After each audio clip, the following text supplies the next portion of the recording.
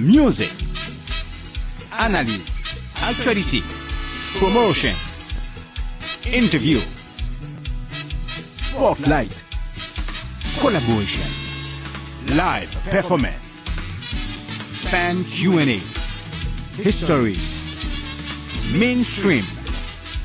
Get all that on Meli Melo Atlanta Show. Bonsoir tout le monde, Orly la rivière, New Look. Et actuellement, à Atlanta, je devrais dire que à chaque fois, là, il y a un show que je connais qui fait bagaille positif, c'est Meli Melo Show. Depuis là, c'est show ça me garde. C'est lui me supporter, alors me conseiller nous faire même bagaille. Meli Melo, c'est où bon bagaille. Meli Melo Show, lié, depuis Dieu tu lis Atlanta, c'est lui toujours gardé. Même le New York, et lui toujours supporté. Ça son bel show, mon yo sérieux, en pile monde attendait à supporter show ça. Tout fanatique. Meli Melo Show dans Atlanta. Dieu tu lis d'elle. Attention. Now your business c'est compliqué, mais nous là n'a pas de cassate. Vice là, get vice là, tout in that call it in. Tout côté nous, pays nous met en premier. Aïe valet, tout côté nous, pays nous là nous fait poser, nous fait l'oreille, nous fait la tête. Ou passez bon côté, moi, ou j'en manque pilé, moi, sans mime yo fait moi, c'est ça qui fait.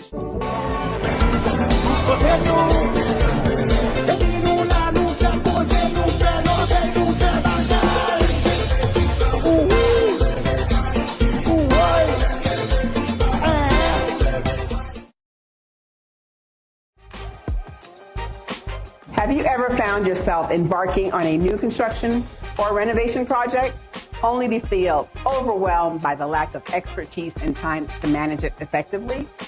The solution you've been seeking is right here. I am Sabine Apollon, the founder and CEO of Aniba Consulting, with over 2 decades of experience in design, construction, and commercial real estate. I'm your dedicated partner in success. I'll assist you in identifying and navigating the intricate details of your project, dealing with local jurisdictions, coordinating with general contractors and subcontractors, even managing schedules and budgets. It all can become daunting and time-consuming. At Aniba Consulting, we specialize in making projects, small or complex, manageable and stress-free. We act as your advocates throughout the entire process, safeguarding both your financial and personal interests. Helping you deliver your perfect project is our top priority. Together, we will bring your vision to life.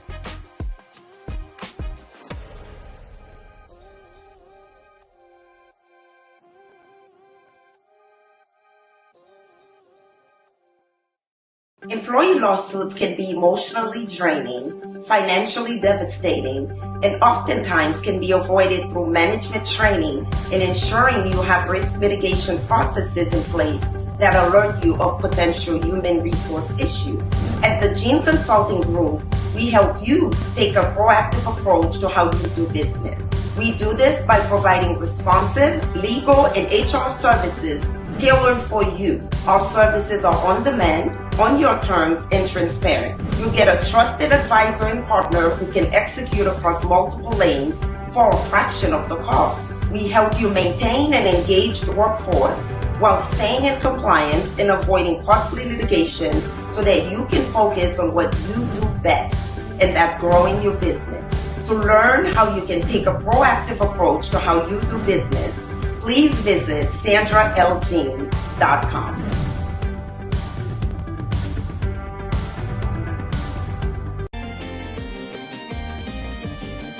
Moi, c'est Darlene Joseph. Moi, suis un realtor, real estate broker avec Inspirational Homes dans Georgia. Moi, j'ai un pile année depuis que aider les gens à acheter, vendre et investir dans le caille.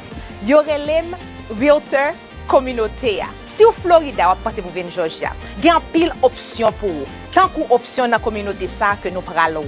Nous connaissons que Georgia a un gros caille. Si vous pensez pour un gros caille par là, Contactez Darlene Joseph avec Inspirational Home à 678 613 75 76. Encore, c'est dans 678 613 75 76. Ou capable de joindre moi sur tous les réseaux sociaux, sur Facebook, Instagram, TikTok, moi là comme Sold by Darlene. Contactez-moi et m'appelez joindre Kai Paola.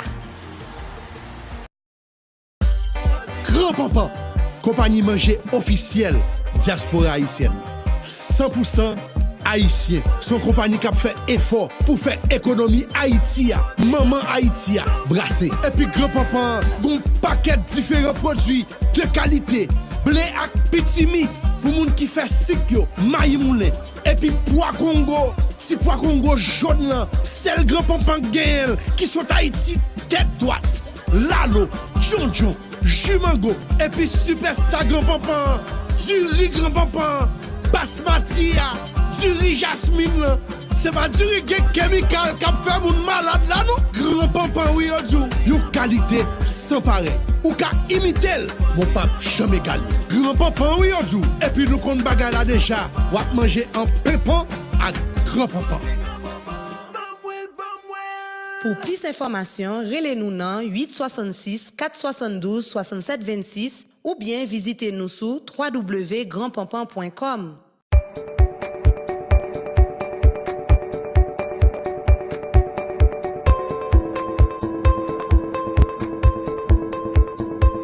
Are you a commercial driver tired of wearing every hat in your business?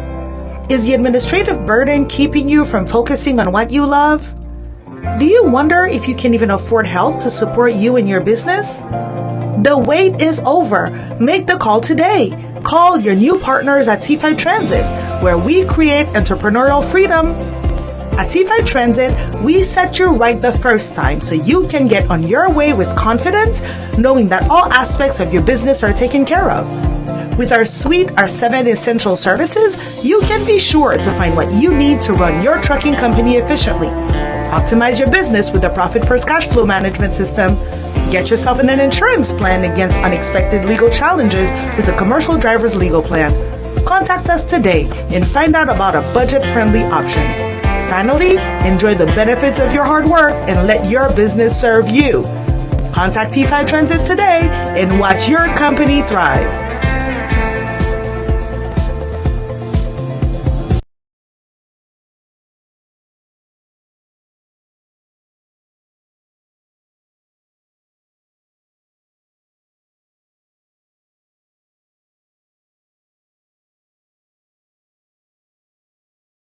Employee lawsuits can be emotionally draining, financially devastating, and oftentimes can be avoided through management training and ensuring you have risk mitigation processes in place that alert you of potential human resource issues.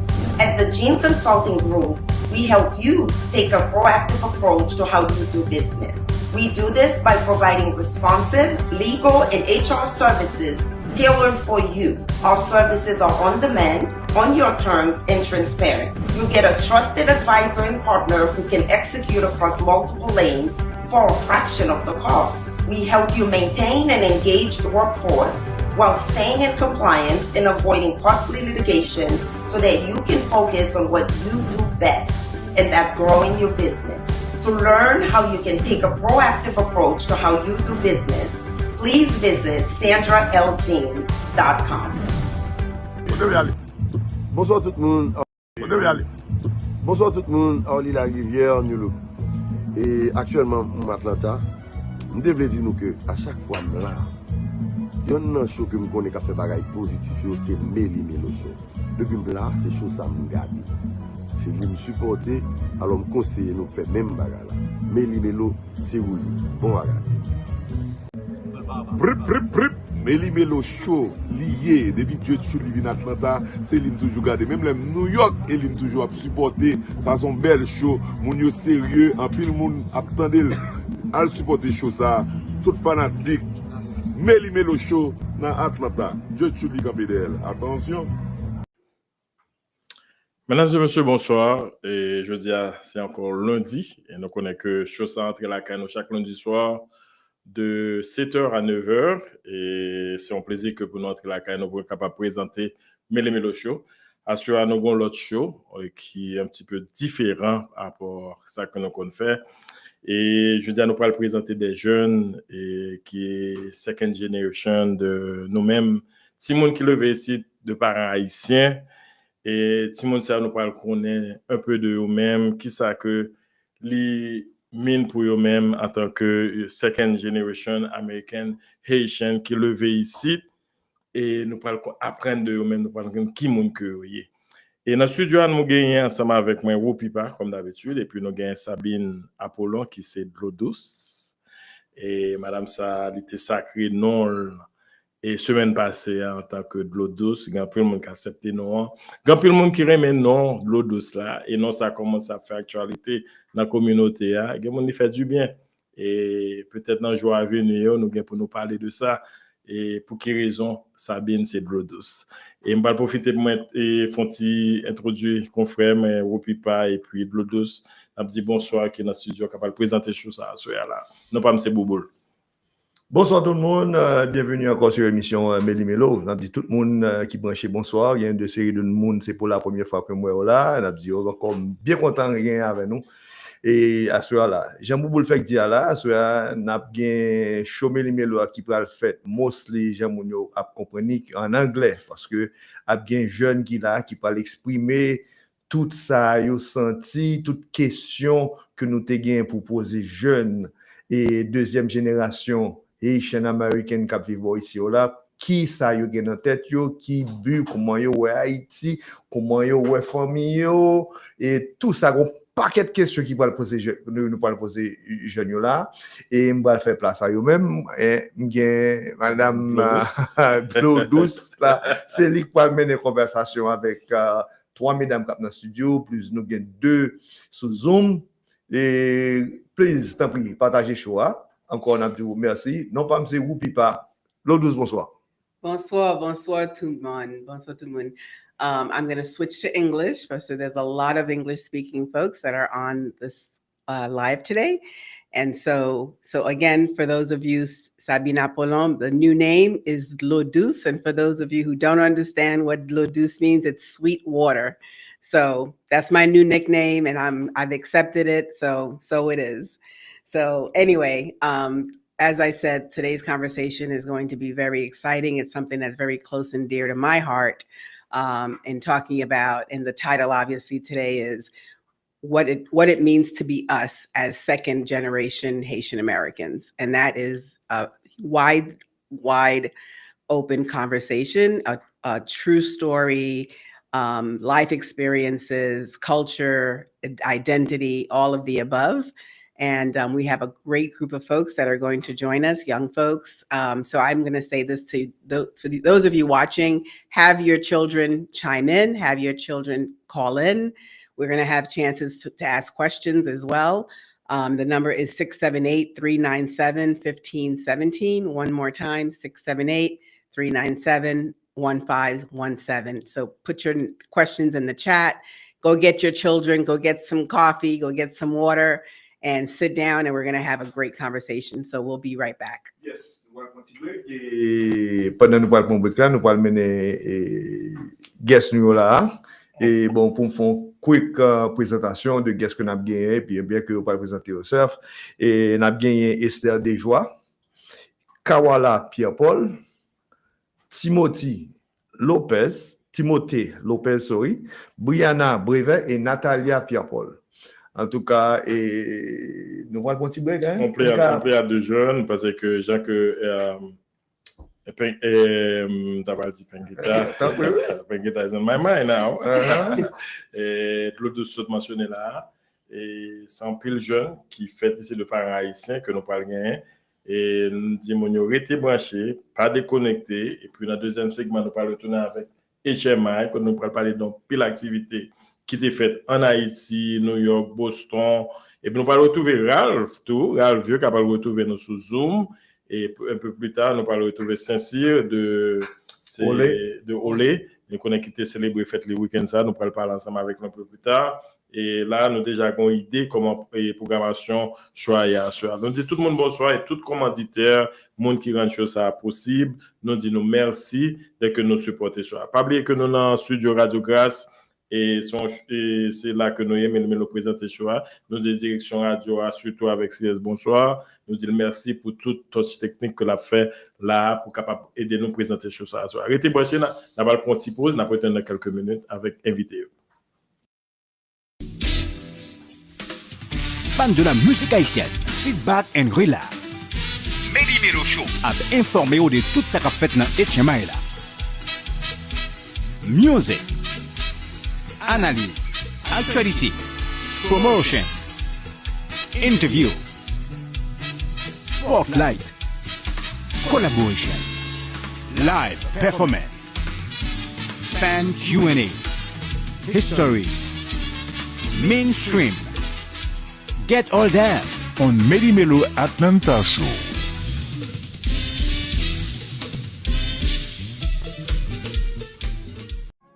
Est-ce qu'on connaît qui peut acheter? C'est moi qui peut dire qui peut acheter. Non, moi c'est Ousnan Jérôme, moi c'est un regional advisor qui travaille dans Copia Homelands. C'est très important pour travailler avec un monde qui parle langue. On a patience, qui a éduqué depuis l'application jusqu'à s'arriver dans le closing table. Moi-même, avec toute l'équipe, je travaille dur pour que je qualification ou besoin pour acheter caille pour aimer. À Copia Homelands, licencié dans 20 États, inclus Florida et Georgia. Relève dans 908-764-0290. Quittez mon tour, qui est Jean, Mwenkaedo, Mwenkae, Mwenmea. Now your business is complicated, mais nous là n'a pas de place à dire. Vice là, get vice là, tout in that call et puis. Appel l'obéi, tout côté nous, pays nous met en premier. Aïe valet, tout côté nous, et puis nous là nous fait poser, nous fait l'obéi, nous fait bagaille. Ou passez bon côté, moi. Toujours manqué pilé, moi. Sans mime, yo fait moi. C'est ça, tu fais. Côté nous, et puis nous là, nous fait poser, nous fait l'obéi, nous fait bagaille.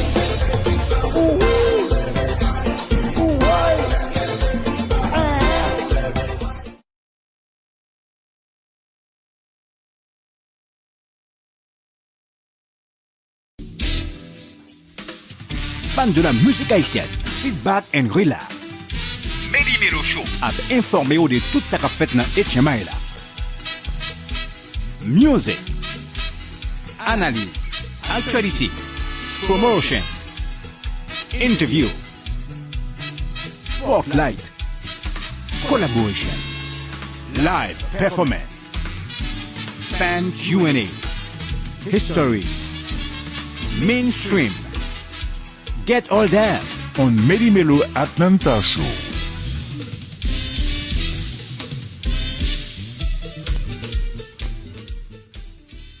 All right. Good evening, everyone. And welcome to the Meli Melo Show, Atlanta. Excited to be here today and excited to be hosting this wonderful conversation with such great 5 wonderful youth that are going to be giving us just a really open conversation about who they are and who they identify with, and just some cultural synergies that come with being Haitian American and Haitian Jamaican American, and etc. So without further ado, I'm going to let the 5 individuals here introduce themselves, and I want you to introduce yourself and just talk maybe one, not even the sentence, but also describe who you are. How do you identify in one word?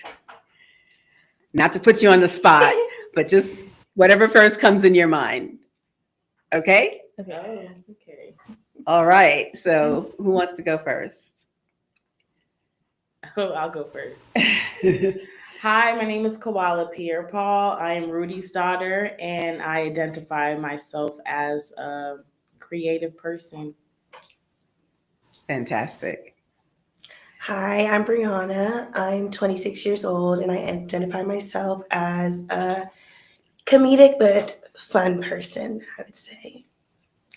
Hi, my name's Natalia Pierre-Paul. I identify myself as a bubbly person. Fantastic. All right. And on the screen, we have Esther. Esther, do you want to go first? Yes. Hi. Can you guys hear me? We can't hear you if you're talking. No? Oh, there you are. Yes, we can hear you now. Hi, I'm Esther Desjoie, and I describe myself as just different. So. Awesome. Okay. Last but not least, Timothy. Oh, can't hear you. Are you on? Are your volume up?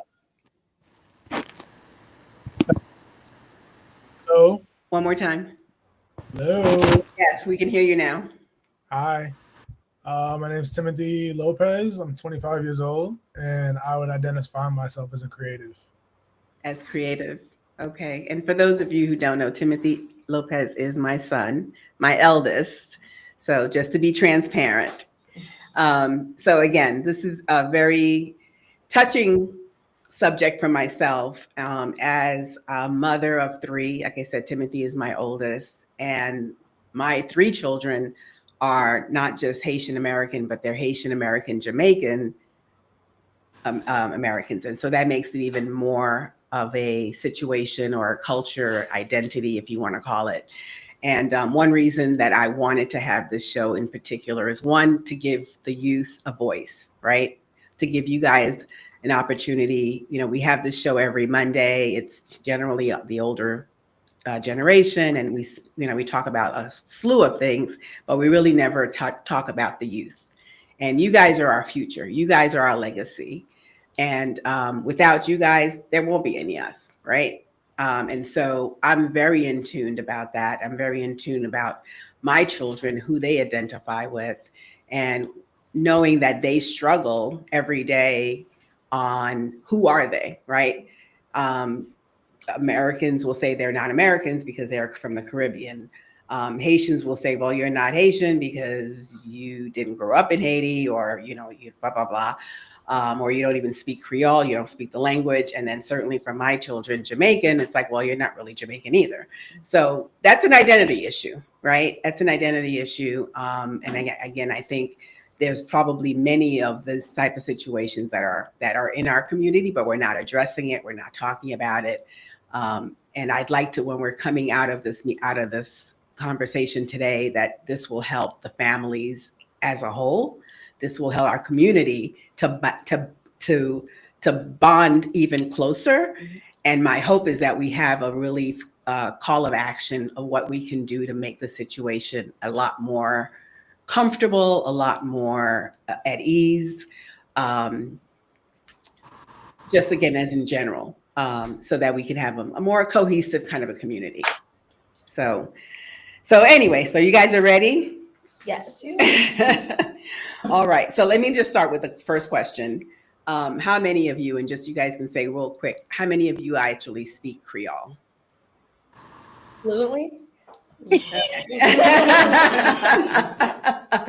How about, yes, how about fluently? And if you do even understand it, how about those two parts? Understand. Okay, Definitely, but don't speak it fluently. How about Timothy and Esther? Yes, I understand it. Just don't speak to me too fast. I gotta slow it down. Timothy? I don't understand or speak it. I little words here and there, but in general, no. Okay. So two-part question, and anybody can jump in. What does it mean to you? Because again, I gave my little spiel, but what does it mean to you to be Haitian American? And what does that experience look like for you every day?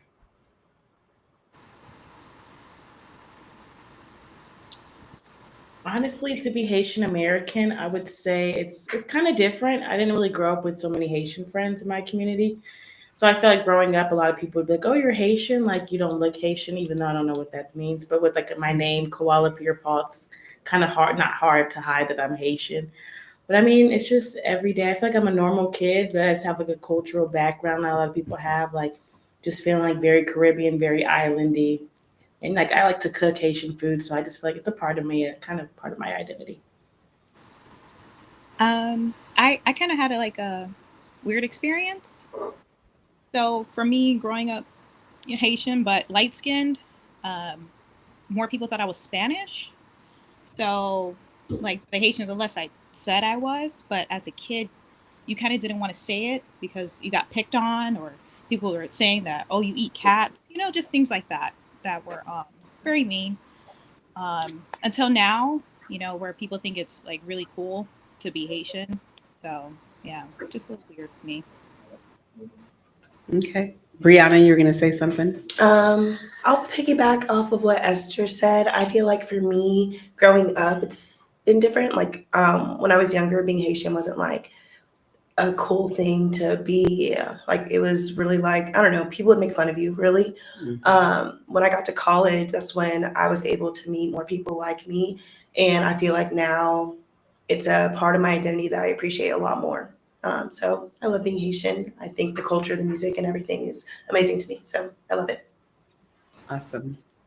For me, being Haitian means something different than it did when I was growing up. Like now I identify myself as Haitian before I say I'm an American, which is funny because I'm Haitian American, obviously.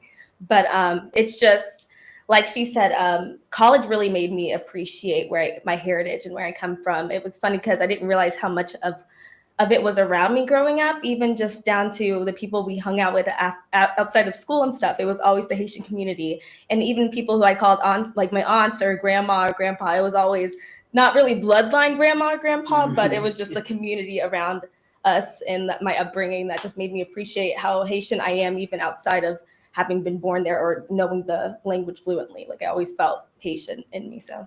Awesome, yeah. Awesome. Timothy? I would say my identity with being Haitian definitely involves the music I grew up around, the food I grew up eating, in general, aunts and uncles and just that entire side of the family being very heavily present. But I would say in my personal life, I didn't really encounter too much Haitian interaction. And I think that, especially not being able to speak the language, there was a limit to what I could immerse myself in.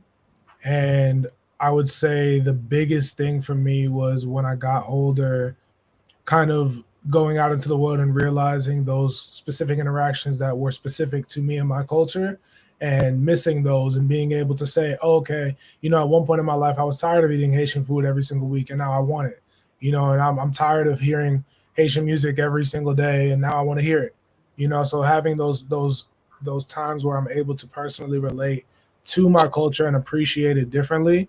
But at the same time, recognize that, I am different. I am when people ask me, I do say I am Caribbean. I don't say, I'm just Black or I'm just American. Like I'm Caribbean, I'm Jamaican, I'm Haitian. Both sides are important to me and those are representative of who I am. But I would say my personal connection to those has definitely changed over time. And I've grown to appreciate it, but I still am finding those ways to assimilate and finding those ways to say, this is who I am and this is a part of me, this is my family, this is what I am. Awesome. Well, that's a pretty segue to my next question. And whoever wants to jump in, it's about assimilation. Have you had any experiences where it's been difficult to assimilate with the culture or even deny who you are? And I know you guys had said when you guys were younger and people tease you and they make fun of you, et cetera. Would love to just have a little bit of an example of what that is. And also just, how does that look like every day, right? Okay, I feel like for me, you can't really assimilate to either culture because, like, for me, that I'm not fluent in Creole, sometimes I'm not Haitian enough. But growing up, it's like I wasn't American enough because we're not able to do the same things that all the other American kids we grew up around us were able to do.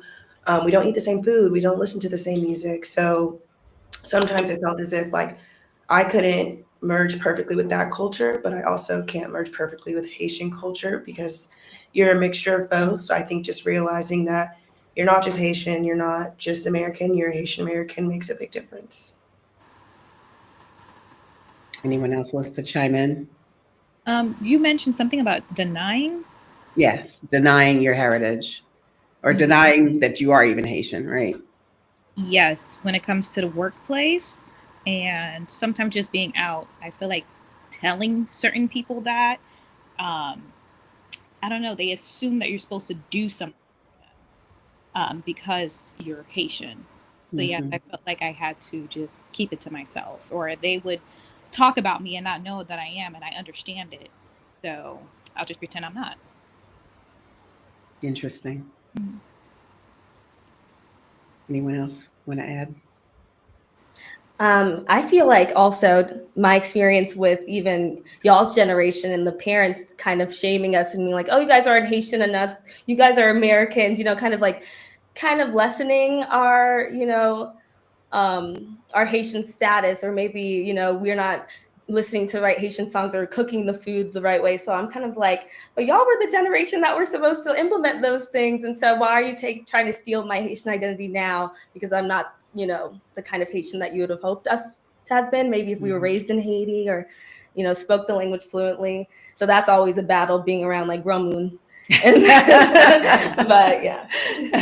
To that point, I'm going to give you guys the rest of the answer. But to your point about not being Haitian enough, now I grew up here. I came here when I was 5 years old, and that's a 5, and there's some other digits behind my age, so you can see how long I've been here, and I get all the time that I'm not Haitian enough. So because yes, I can speak Creole, but I speak it, as they say, avec un, English accent. So I'm not Haitian enough, or again, because I do have both cultures, it's like a little tit for tat. It's like, well, which one am I, right? So I feel you. I feel you. All right, who else wants to talk about any dissimilation? Well, I would say, as well as picking back up for her when she said that we didn't grow up really watching the same films as like African Americans. So I feel like when I was in school, like, because when I'm at home, when I was taking care of there, I remember watching French cartoons and stuff like that. But when I got to school, I started realizing I don't watch the same things as these kids. Oh, I'm not allowed to watch Cartoon Network, or I've actually never seen Love and Basketball. I've never seen these movies. I don't know. And then they're like, oh, you don't have a black card. And I'm like, I don't even know what that is. Like, I always felt like I was very Haitian. I've never felt like I wasn't Haitian. Like my sister said, we grew up with a strong Haitian community, like the LBE community. I have so many Haitian cousins. Every weekend I wasn't hanging out with my friends. I was hanging out with my Haitian community, doing cooking activities, doing boat rides. So I always felt like I was very Haitian. It wasn't until I started going to school and started being like only the 5 out of how many kids are in the school Haitians, and I realized, oh wait, there's not that many Haitians, or I'm not American enough. Like, oh, I don't act American, or this, that, or the third. So, okay. Timothy, any comments on assimilation? I would say anytime I say that I'm Haitian, the first question is, do you speak Creole? Like that's the very first question. And I always have to say no, or, a little bit. So I would say as far as assimilation into both sides of the culture, that's been my biggest struggle. I would say as well that, I think I can relate to not growing up watching the same things. We definitely listen to a lot of other types of music in the house, but not necessarily what's exactly on the radio, or we listen to a lot of gospel, a lot of R&B, which I'm very grateful for because that influences me till today. But I would say at the same time, there was still a lack of kind of understanding. I think even being first generation, where both you and my father were born on an island, even though you grew up here, there's still that sense of learning the differences between home and learning the differences between when we're outside. So I think food was a big thing for me, where I liked a lot of American food, and I'm pretty sure you remember there was times where I really was so tired of eating Haitian food and eating rice 4 or 5 times a week, and could not wait till we went out that one time to Chili's or whatever it was, just to have something that was not rice and beans or rice and peas or rice and, you know, it was relentless. But at the same time, now that I'm older, I get what it was. It was kind of introducing me to that side of the culture, making sure I don't forget it, making sure that's what my foundation is in my taste buds. And like now it's turned into I'm a cook. I love to make food of all cultures and especially Caribbean food. I love to make Caribbean food for my friends, and they've never had it that way sometimes because they've never had it a good Caribbean home cooked meal. But being able to kind of have that part of my culture and being able to kind of show it the way I want to, even if I might not feel like I'm fully immersed, that still is a part of me and it will never be taken away. So I think assimilation is a hard topic, but at the same time, there's the foundation was built to where no one can really say that I'm not Haitian enough, because what does that even mean? You know? Agreed. Anyone else have anything else to add? Otherwise, we'll move on. No? So curious, is there, and we have lots of things in our culture, right? We've got a lot of stuff. Is there one particular culture item that you, what should I say, take it for what it's worth, meaning this is what it is and it's now part of you? Or is there something that in our culture that you're just like, absolutely not, we're not doing this anymore? I would say growing up with Haitian parents and learning that now, it's just like, you guys aren't like allowed to talk to your parents or ask your parents questions or be in your parents' personal life. And I feel like growing up American and my parents seeing us now and how we act and how Americanized and how realizing like, yes, that's what they did in their country, but realizing now like those could be some negative effects on your children and not being able to be open. So that's something I really want to be with my children, is very open and honest. I don't want to hide my age or yell at them for asking my age or any type of questions. Like I see how what my parents went through and them trying to adjust to learn how to like open up about their lives and speak to their children and how like foreign that feels for them. But that's just something I don't want to carry on to my children. I kind of want to be open, honest, and discuss anything, even if it's taboo or disrespectful.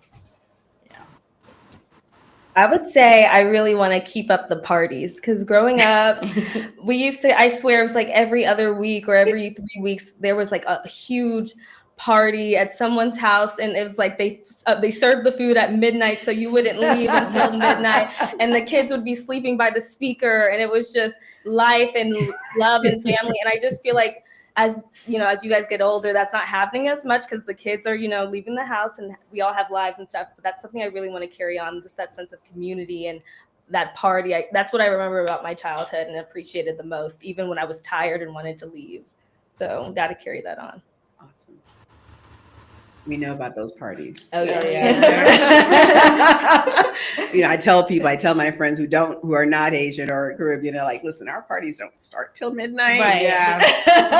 The food comes out, it's gonna be fresh at 1 a.m. Exactly. The children are sleeping by the speakers. I don't know how the kid doesn't have ear effects. Kids are just sleeping, people are partying, and like my dad is dancing off the alcohol. Yeah. Esther. I will say this: everybody being in everybody's business. In my family, it's a gift and a curse. Like you ever seen those movies, like My Big Fat Greek Wedding kind of thing? Like, I feel like if my whole family could live on one block, they would, just to visit each other and everything like that. Yeah, we're each other's best friends. So awesome. Timothy, did you answer this question? No, not yet. I would say there's two sides to that question. The first thing is I definitely want to carry on the tradition of music being as important in the culture as it is. Y'all might not know, but I am a musician. But that being said, that completely aside, before I was even a musician, music was being played constantly. If you ever go in my wonderful mother's car, I promise you there will be some sort of music playing at all times, no matter what the situation, no matter what's going on. She will have music going, and I think I never really appreciated that until I got older and I said, that's something I want to introduce to my kids. And you know, even the thing of how music is used in, like you said, the parties. It might be extremely loud. It might be sometimes extremely repetitive. They might play that Sweet Mickey song a lot of times, but it at the end of the day, it's us. It's what we love, and it's a part of us, and I don't want that to go away. The other side of it, though, I would say that I don't know if I'm going to carry in the tradition of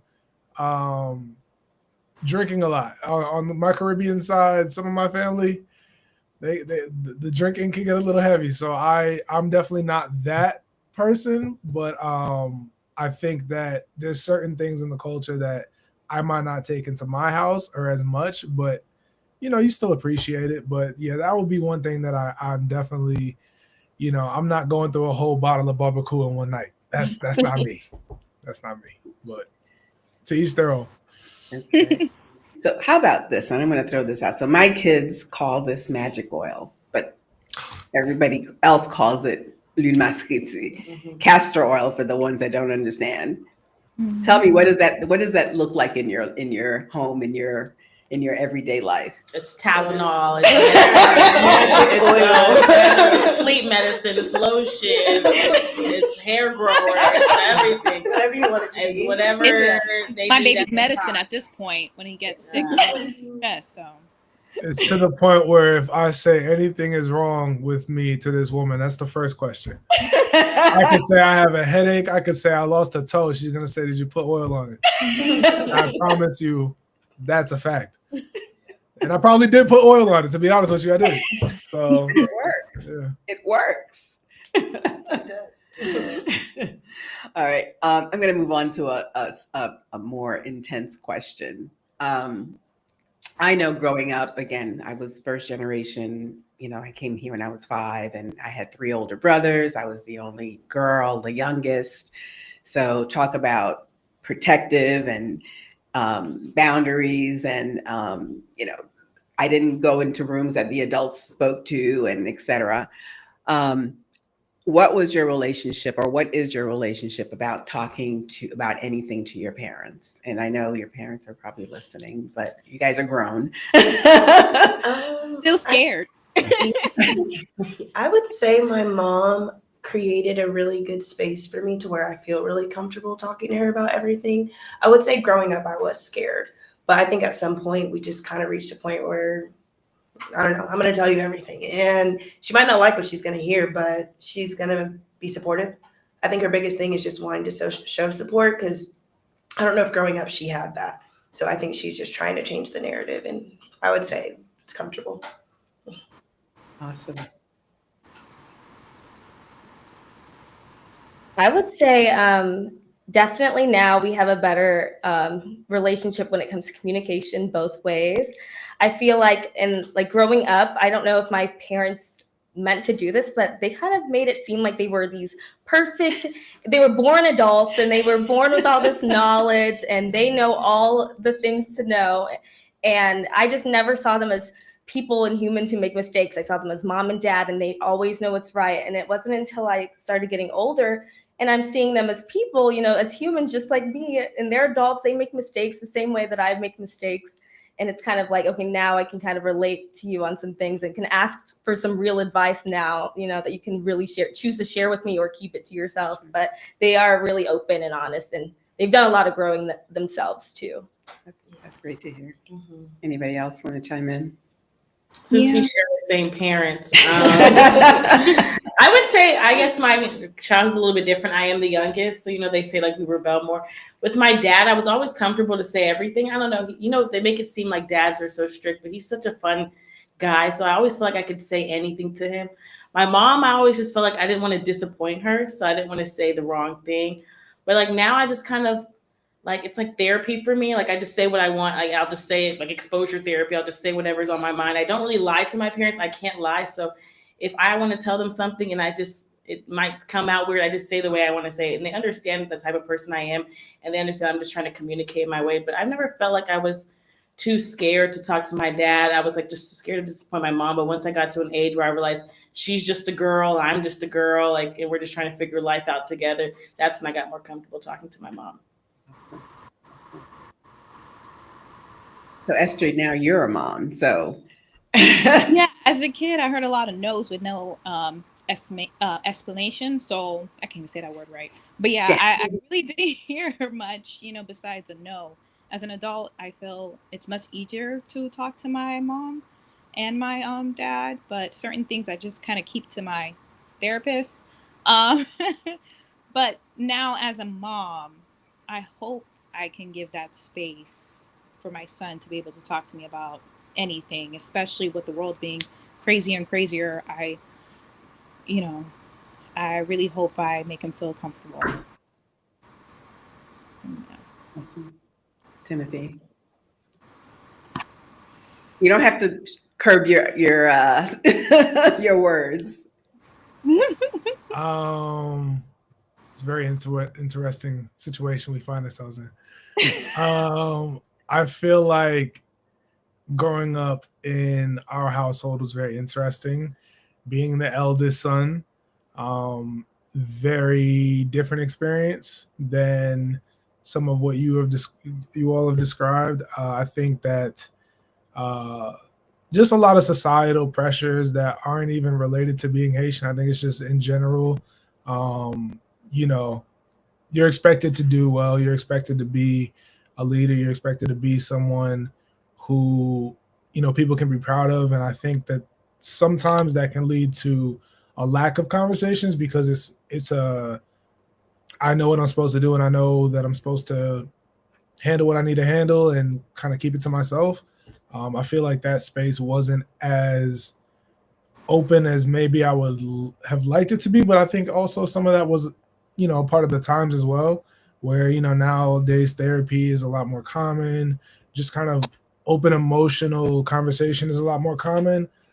But that being said, I feel like I still struggle with that, especially with my father's side.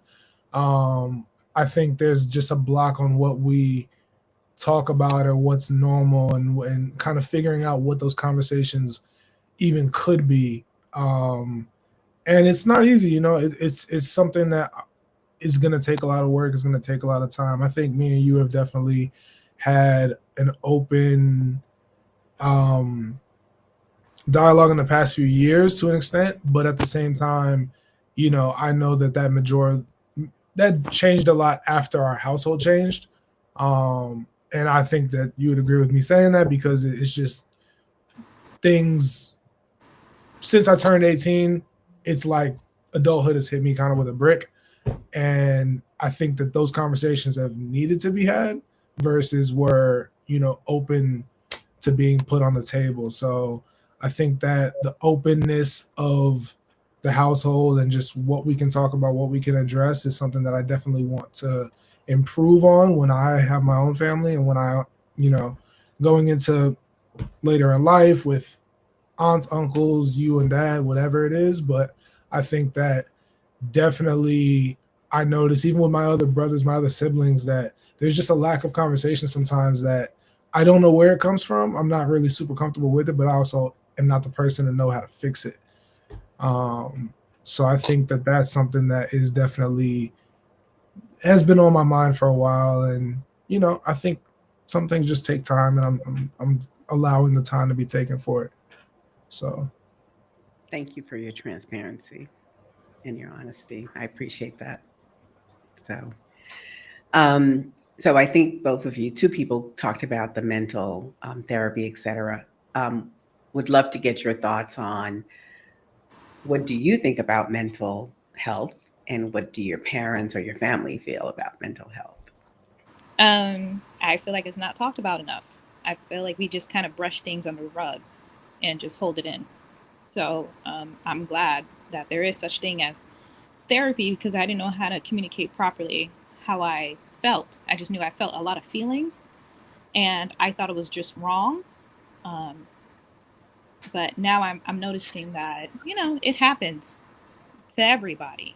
So, yeah. Mm-hmm. Yeah, even when my parents tell me about their childhood and like the stories that they went through, I'm like, you're talking like it's something normal. Like you actually should seek therapy. And they're like, oh, huh, that's just how it was. Like you wouldn't, you kids need therapy. I'm like, you need therapy. Let's start there. But also, I think we all need therapy because it's like they don't realize the trauma that they've had, and they didn't have anyone to talk to about that. And mental health definitely wasn't a thing back then. So, well, mental health and just addressing therapy is not even a question or even something that is discussed in a Caribbean household, let alone a Haitian household or a Jamaican household. So that is like taboo, right? Yeah. But again, I think things should change, and I think things are gradually changing. So not to butt in, but I definitely want to hear your thoughts, Brianna. I think talking about mental health is really important. Growing up, I wouldn't say that we spoke about it too much. I think after certain things took place in our household and things changed, we talked about it more. I'm in therapy now. My mom was the one who encouraged me to go to therapy. She's really big on making sure we're clear-headed, or at least trying our best to be so. Because I think like hurt people. So if your brain isn't right, then you might not act accordingly. So I think it's really important. And I think like we are moving forward as a community and trying to address it more. Yeah. Awesome. I feel like I might be the only person here who hasn't gone to therapy, but I definitely need to go to therapy for certain things that you just like grow up not learning to communicate your feelings, or feeling like how she said, like, I felt like my feelings were bad, or like when you actually realize new words have come out, like, overstimulated or dysregulated the whole time. But back in the day, they called it like I had an attitude. But now I realize, like, when I used to get in restaurants, I just wouldn't speak because I'd be overstimulated. So a lot of people, but my mom would say, oh, you have an attitude. Like, and it's like, it's not an attitude. It's like, but they didn't understand that back in the day. But now getting older, I feel like people understand more and more, like the more they see it. My mom's a nurse, so she understands like that is a part of the health, like your brain does affect your body. So I feel like both of my parents have been really good at talking, especially because when I was in college, I went through, like, who doesn't go through something in college, but mentally I had my sister to be there to help for me and to help me communicate to my parents what I was going through. And I would say like my parents, after like seeing it firsthand, they understand and they're more supportive now. So like if I am down, they understand it, or they can pick up on like, oh, she's not acting like herself, and no, it's not an attitude anymore. Like, I think this is something deeper. So I feel like growing up and us both understanding like new words, new vocabulary, and like us talking about it in the more helps both of us. And you said something before Timothy goes, and you said something about, again, just being overstimulated. Yes. And I don't know, you probably, the audience may not know this word about neurodiversity, where it does talk about things like that. And being a designer, being a project manager and doing workplaces, it's something that is now starting to be implemented and talked about, that what may work for you may not work for somebody else. It doesn't necessarily mean you have a disability because, that it's a seen disability, but because you have those types of things where you're overstimulated, whether you're autistic, whether, what the situation is. But those are something that we all have to be conscious about, right? Yeah. And that, again, you're not being rude, or you're not being, that's just who you are. Mm-hmm. And I, as a social person, may react completely different versus somebody who's more of an introvert and doesn't like crowds, or doesn't like, it's a sensory, it could be a sensory issue. Mm-hmm. It could be a visual issue, but those are all things that we just have to keep in mind, that, again, this is all who we are. That's what makes us, right? So, Timothy. The conversation on mental health, I feel like, especially as a man, is not had enough, is not even acknowledged. I think things have been changing over the past few years, but it's not consistent to the point where it's a mainstream thing to me. I also am someone who has not really been to therapy, so you're not alone in that. But at the same time, where I do pride myself is I feel like I have a level of emotional intelligence to where I can communicate how I'm feeling. And I can say, okay, I've been a little bit depressed. I can say I've been overstimulated. I've had some of these emotions and I know what they are. And a lot of the times I find myself being the one to talk myself down off that ledge and say, hey, what puts you in the right mind space? What puts you back to normal? let's go do some of those things. Let's take a break from the phone. Let's, decompress, whatever that means to me. But I think that in the household and just in general in the culture, sometimes that decompression can look like, let me take it out on other people. Sometimes it can be, let me isolate, let me be in a negative place and not tell anyone why I'm there. And that can be extremely harmful to your surroundings, but you might not even understand that because you might not even be emotionally intelligent to perceive that I am affecting other people with how I am. So I think part of that maturity that we're trying to gain as a society is saying, hey, if something's wrong, that's okay. That's not a bad thing, but let's talk about it. Let's acknowledge it. Let's seek therapy. Let's find another way to deal with it other than just holding it all inside, because that's not going to do anything good for anybody. And I feel like that's a lot of what I saw on, especially the male side of my family. Being full blood Caribbean, I think that a lot of us male Caribbean men can just shut up about it and put it all down inside, and maybe we find a bottle, maybe we find something else that's a vice, and that's our solution, and that's just not okay. But at the same time, it's up to us, and it's up to the rest of the community to teach each other that that's okay. That it's not okay to just go to that immediate solution that is not going to solve anything, and it's going to come back up in a month, in a week, in a day.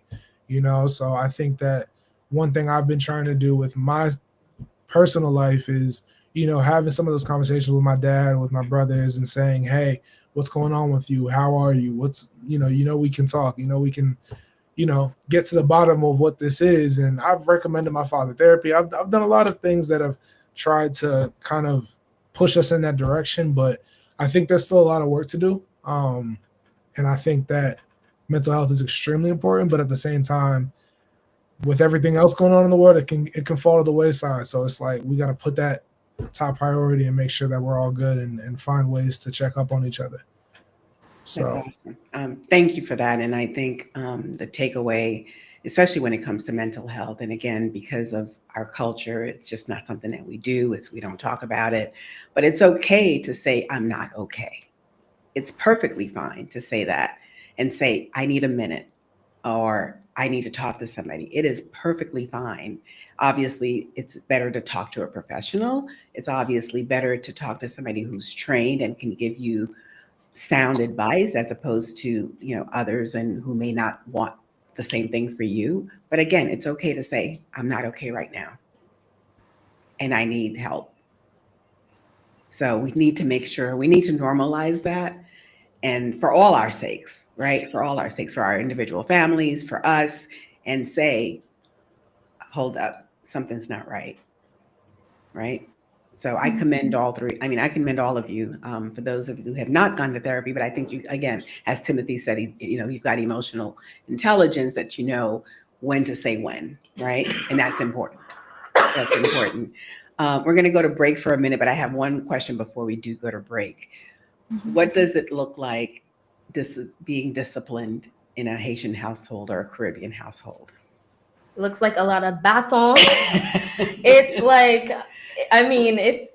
we got spankings, we got hit, Is it something that I will carry on?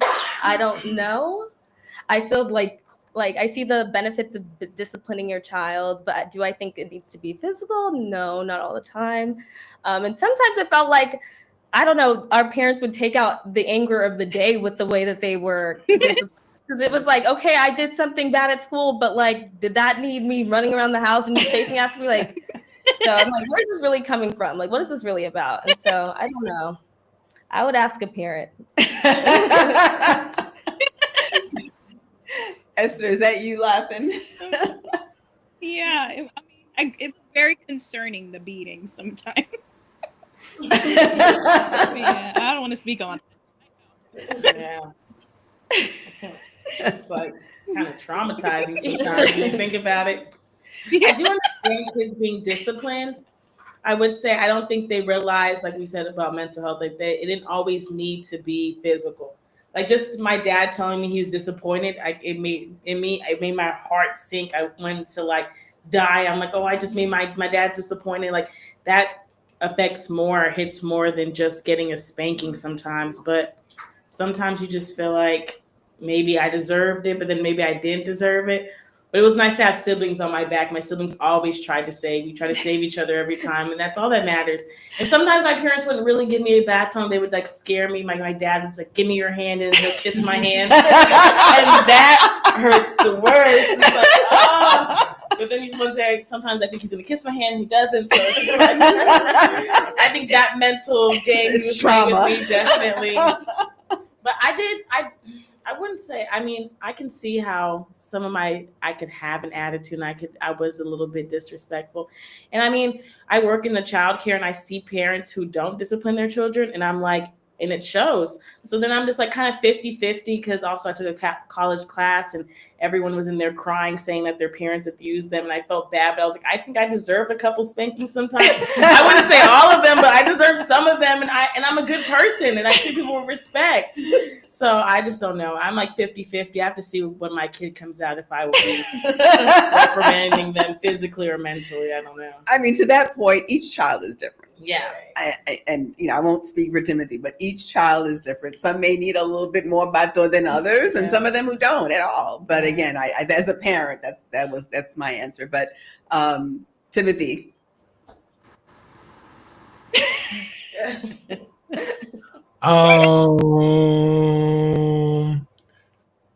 Discipline. Well, I'll say this.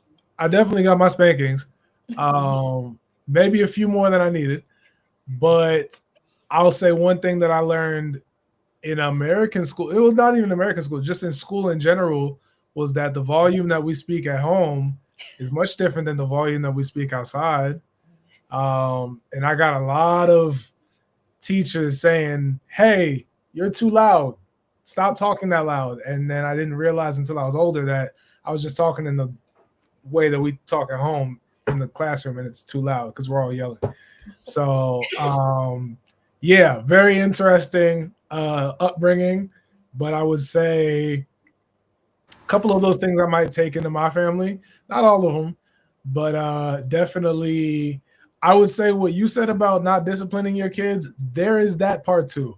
I've seen that. I don't. Some of those little bad kids, I'm not doing that. But hard conversation. So yeah. Lot going on there, but yeah. Did you want to chime in? I would say it depends on the child. If I'm going to bring that into my household, if I have a bad kid, they might have to get a little like, don't embarrass me. But yeah, I feel like growing up, sometimes like to piggyback off what she said, like sometimes like the beating did not fit the crime, and it's like, yo, like, are you okay? Like, and like she said, like sometimes just hearing someone's disappointed hurts enough, but it's like now it's hurting and my butt is hurting. Like, please, like I don't know. So yeah. Awesome. I think there's just one last thing. I think there's also different ways nowadays to do things. Not saying like different methods of discipline. I'm more saying there's different technology. There's different things that might hit just the same as a spanking. If I take that phone away, if I take, certain devices away, that might be just as bad as what we used to go through, that we didn't have those options. So I think there's just different ways to do things, but that's just me.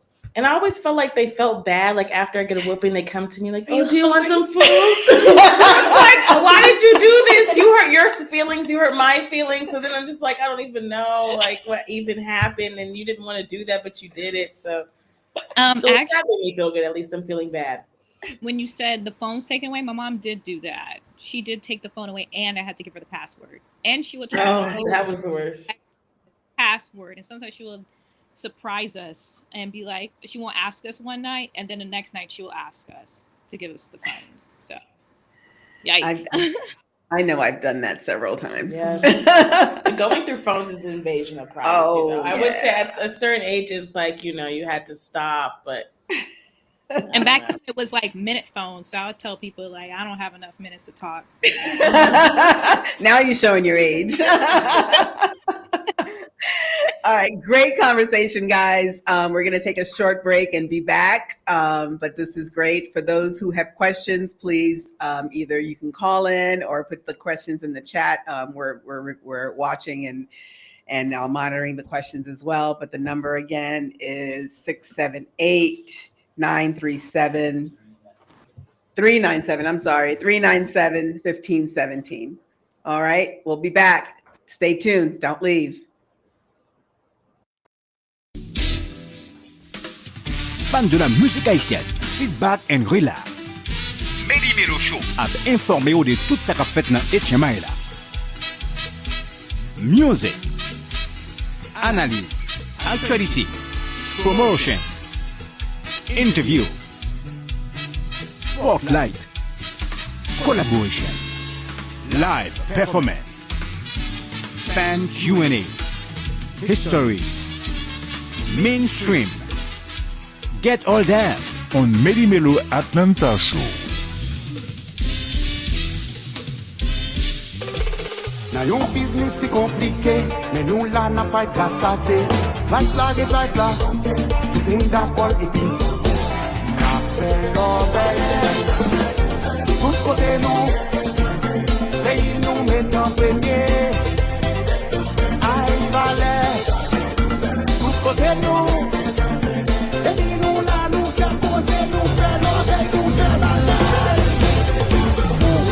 Ou passe bon côté, moi, ou j'en manque pilé, moi, sans mime yo fait moi, c'est sorti des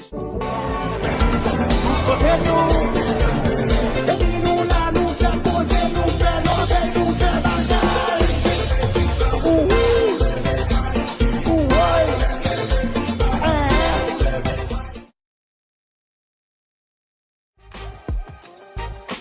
Have you ever found yourself embarking on a new construction or renovation project only to feel overwhelmed by the lack of expertise and time to manage it effectively?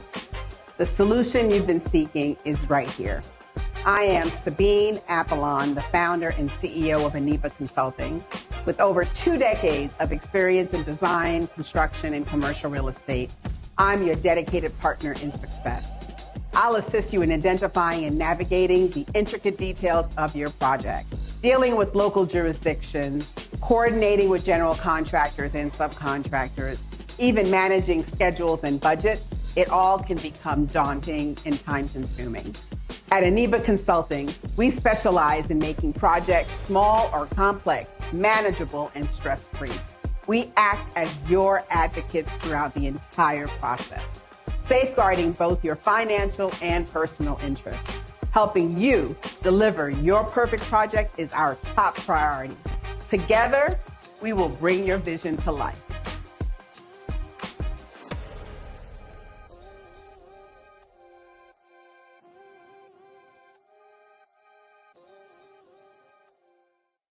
Employee lawsuits can be emotionally draining, financially devastating, and oftentimes can be avoided through management training and ensuring you have risk mitigation processes in place that alert you of potential human resource issues.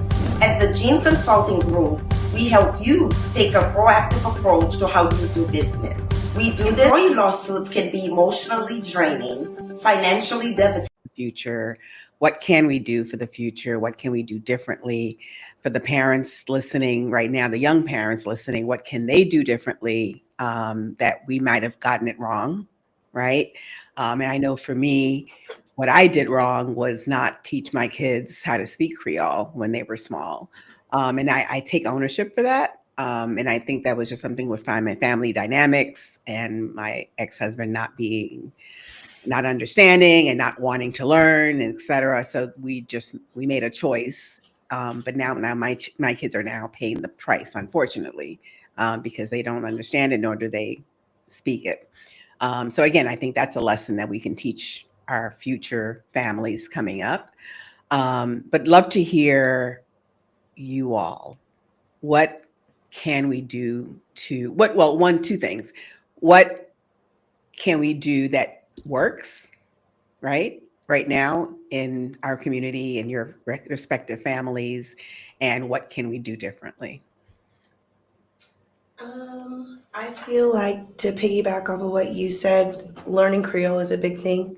I think one thing that I fear is like having children and like telling them like you're Haitian and I have nothing to show for it. I think another thing also is like my parents coming into America as immigrants, like they wanted the best for us, which they did. But like when it came to schooling and stuff, they put us into schools that there weren't many people who looked like me or anyone who could relate to me because everyone was American for the most part. And they also weren't my skin color. So I think just trying to find a happy medium where it can be a good school, but also a place where there are children that look like your children. I think that helps a lot. That's my thoughts. I would say, going back to what my sister said, like the parties, the community, bringing people together. I would say I'm thankful for my parents to have this community that they built for us. Like we have a group chat now without the parents, like called Haitian Kids. And we talk about, like we're going to throw a party at my sister's pool. Do you want to come here? Or we're thinking about doing this. Do you guys want to do this? And be able to have that outlet. Because sometimes, I go out and I'm like, wow, I'm listening to a lot of American music.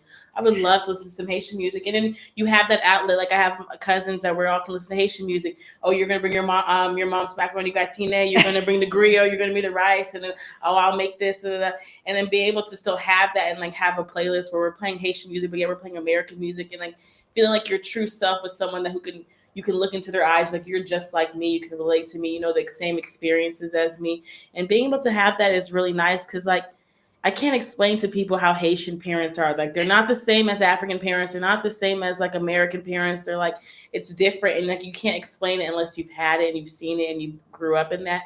So I would say like just bringing the community together and and I would say maybe promote Haitian love, but also more love. I feel like if I bring my parents, I mean, they're okay with non-Haitian men, but like I want a Haitian man, but like, where are they? Are they loyal? I don't know. Like, I don't know. I just want to I do want that Haitian family to have that like legacy going on, but I also feel like I'll be ashamed if I marry like an African-American man, like, will I be able to have like, I will have mixed kids and I don't know what that's like. I'm like, I'm fully Haitian. Like both my parents are, I don't know how to relate to them on that. So I would say just bringing a community together and just being open to different types of Haitians, Definitely. I feel like for me and the biggest thing that we need to do is actually going to Haiti, taking trips to Haiti. That's the part where I felt like there was one summer where my parents took us to Haiti. I thought it was just going to be a quick little trip. And then they disappeared and we were in Haiti for 3 months. No, we didn't speak a lick of Creole, but we didn't know who we were staying at. But that experience, I know like having that young, I came back fully speaking the language. Of course, I've lost it now, but those trips to Haiti, getting to go to Carnival, that's when I was like, wow, like this is my homeland. This homeland has so much history and this is where it all began, and touching the soil and, getting in there really is a life-changing experience. So we need to go to Haiti. Like, getting to be able to see like where your family grew up. And I'm like, wait, my dad was walking to school, or no, he wasn't walking. He was privileged. Or his driver took him to school. And I just being able to see all of that. It's like, wow, I was like, if they didn't bring us to America, we would be on that island. Like, it's kind of crazy to see. And it's like I feel at home, you know what I'm saying? And I love when I go to Haiti with my family. I love to post it on Instagram because, a lot of people have never seen Haiti. They've never been to Haiti. And I remember last time when I posted all like the gorgeous things we see, and they're like, oh my God, this is Haiti. I'm like, yeah, it's not just more of what you see in the city, what's going on. Like, Haiti's a beautiful country. A lot of people don't get to see that and really understand. Like, we were the first country to get our independence, and that's why we are how we are. And I love Haiti. That's all I can say. That's awesome. Be the spokesperson for Haiti. Timothy. I agree with a lot of what you guys said. Can't hear you. One more time. Hello? Yep. Can you hear me? Yes. I agree with a lot of what you guys said. I think the first thing is definitely going back to Haiti is a huge thing. I've only been to Haiti one time. I'm pretty sure, correct me if I'm wrong, it was over 20 years ago at this point. You were 5. I was 5 and I'm 25 now. Look at me, right on the dot. Yep. So I think that definitely is a big thing because I've been to Jamaica like 6-7 times at this point. And every time I go, I feel more attached to the culture. I feel more attached to the family. So going back to Haiti, I feel like extremely important. I know there's been a lot of struggles and a lot of things going on, but at the same time, you know, it's important, and finding those ways to I think it's easier to assimilate once you've seen both sides. We can say, you know, we get our culture as Haitian Americans and we have our Haitian community here, but it's different when you're in the homeland than, you know, in American settings. But I would say the other part, I definitely agree with Brianna. Brianna and I actually went to the same school very briefly. So I would say growing up, there was not many of us. There was not many Caribbeans at all in our community. I think what's funny about it is over time that's changed a lot. I think where we grew up around, it's very much multicultural. Like I have siblings that are 5 years younger than me, and they have a very big, wide range of friends. But when I was in high school and middle school and elementary school, it was not like that. So I feel like there was a period that I had to go through where I had to learn who I am and what my identity is, and kind of see which sides of whatever I grew up around that actually connected with me versus what's only around me. So, you know, I won't say it's becoming accustomed to the environment I'm in. It's more, this is what I like, this is who I am, and saying that proud and standing on those principles versus, you know, my friends are white, so whatever they do, I'm gonna do. Like, that's just not how I wanted to live my life. And I think that as a parent, I would definitely make sure that whoever's around my children, that while they still, you know, get to experience the community and have friends and all of that stuff, I still want them to make sure they know what their identity is and who we are as a family. And just know that, you know, your life is going to be different regardless. We're Caribbean, we're Black, you know, America has its things against us regardless. So just know you're going to have a different upbringing, and know that you are still valuable. You're still important. You're still a person, but you might just feel out of place in this environment, but that's okay. You know what I mean? I think I just had to learn that feeling that was inside of me was not something that no one else is going through. So yeah, I think does that kind of make sense? Yes, absolutely. Absolutely. Yeah. Thank you all for that. As a side note, and while you mentioned about going to Haiti, which I think is huge. And like I said, I came here when I was 5, and I was lucky enough over the years. I've gone back several times.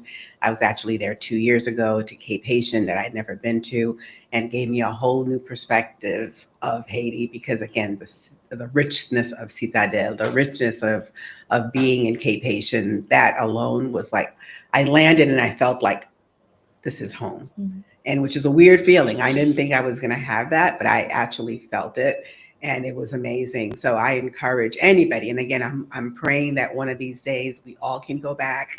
We can go and have a party in Haiti, go to Carnival and all of that. And I do wish we can do that. So, side note, my youngest two, my twins, they have never been to Haiti. They've been to Jamaica many, many a times, but never been to Haiti. However, I have to say that they had an experience recently that was almost close to being in Haiti. They spent the summer in Brooklyn, in Flatbush, Crown Heights area, and they came back as if they felt like they were Haitian, right? They worked at Kings County, so they were in the midst of the Haitian community. And so that was an experience for them. It's probably the closest they're going to get to being to Haiti, but I'm happy that they actually, again, was experiencing it, and they see it in a whole different light. So question for you, with that said, if there was something that you could say to your parents or even to your family about who you are, about identity, about, again, your experiences, what would it be? I would say, thank you to my parents for the upbringing and creating the person, like the people that they have as, as children. I want to say thank you to my grandma, Yolande. Muy priez pour Yolande, I love you.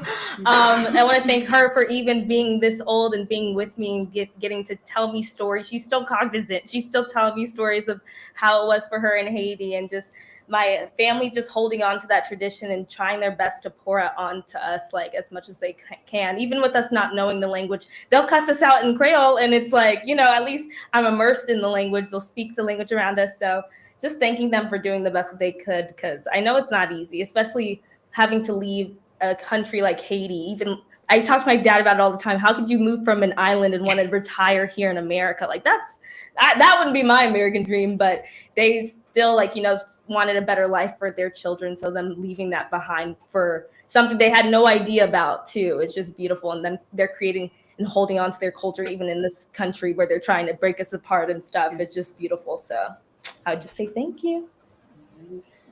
I feel like I would say thank you as well. I feel like it's never easy to try and navigate this world, especially as an immigrant who probably didn't speak English when you got here. So thank you for that. Thank you for the community that I've grown up around. Me and my cousins are best friends. I love every single one of them. I love all my aunts, my uncles, my grandma, everyone. And thank you for the food. Yeah. I would say, thank you. You did a good job. I mean, I wouldn't be here without every decision that they made if it wasn't for my dad moving here from Haiti and saying he ripped up his green card. I don't know if that's illegal or legal. But meeting my mom. That's the next subject. Yeah. That's the next topic. Trump don't get him or whatever, but I think this is it now. Anyways, but him meeting my mom on the train and then him getting a job and then my mom falling in love with him. I mean, everything that's led up to here, I wouldn't have been here without my parents. And I'm glad that they still forced me to be Haitian. Even if coming on this podcast, coming on this Haitian podcast, my dad makes sure that I'm always going to be in that Haitian community. I'm still going to feel it no matter what I do. My mom, for having this big family, I have a big family where if I go to Florida, the Zoes in Florida, I got a whole bunch of cousins in Florida. I got cousins on cousins in Florida. And I just love that I have that Haitian community. So I want to thank my parents for everything that they've given to me, the good food, the great time, the Haiti trips. I mean, even the Haitian name, Koala Pierre Paul. I can't hide my Haitian. And I used to hate my name, but I love that every time someone reads my name, they look at me and they're like, "You're not American." I'm like, "No, I'm Haitian. I'm Haitian." And they know I'm Haitian and they stick to it. Yeah. So, Timothy. I think that's a lot of what I had to say, especially the name part, with my name specifically being spelled the way that it is. It's been a question my entire life, especially with the first name being Timothée, as all the Haitians would call me, but my last name being Lopez. Every time it's what in the hell is going on here? But I think that being an explanation that I've always had to give but never minded giving, because I love my name. I think that has always made me feel a part of who I am. And even the Lopez part, that's while it might be very different for a lot of people to see a black person named Lopez, when you go to Jamaica, it is nothing but normal, and we have a stupid amount of us. It's ridiculous. So as growing up full blood Caribbean, I think I would trade it nothing I wouldn't trade it for the world. I'm really appreciative of that upbringing, and I think that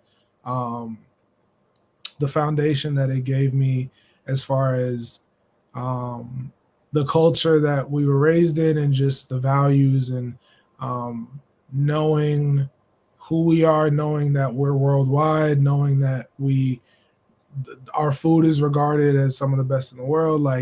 I think that all of that pride, and because I would say that the Caribbeans are very prideful people, I think that instills a lot of great things into the people that we produce, and especially myself. I think that my biggest thing is sometimes it was very hard for me to communicate to my family where my head was at and what I liked and what I liked doing, and just some of those conversations early on were very, very difficult to have.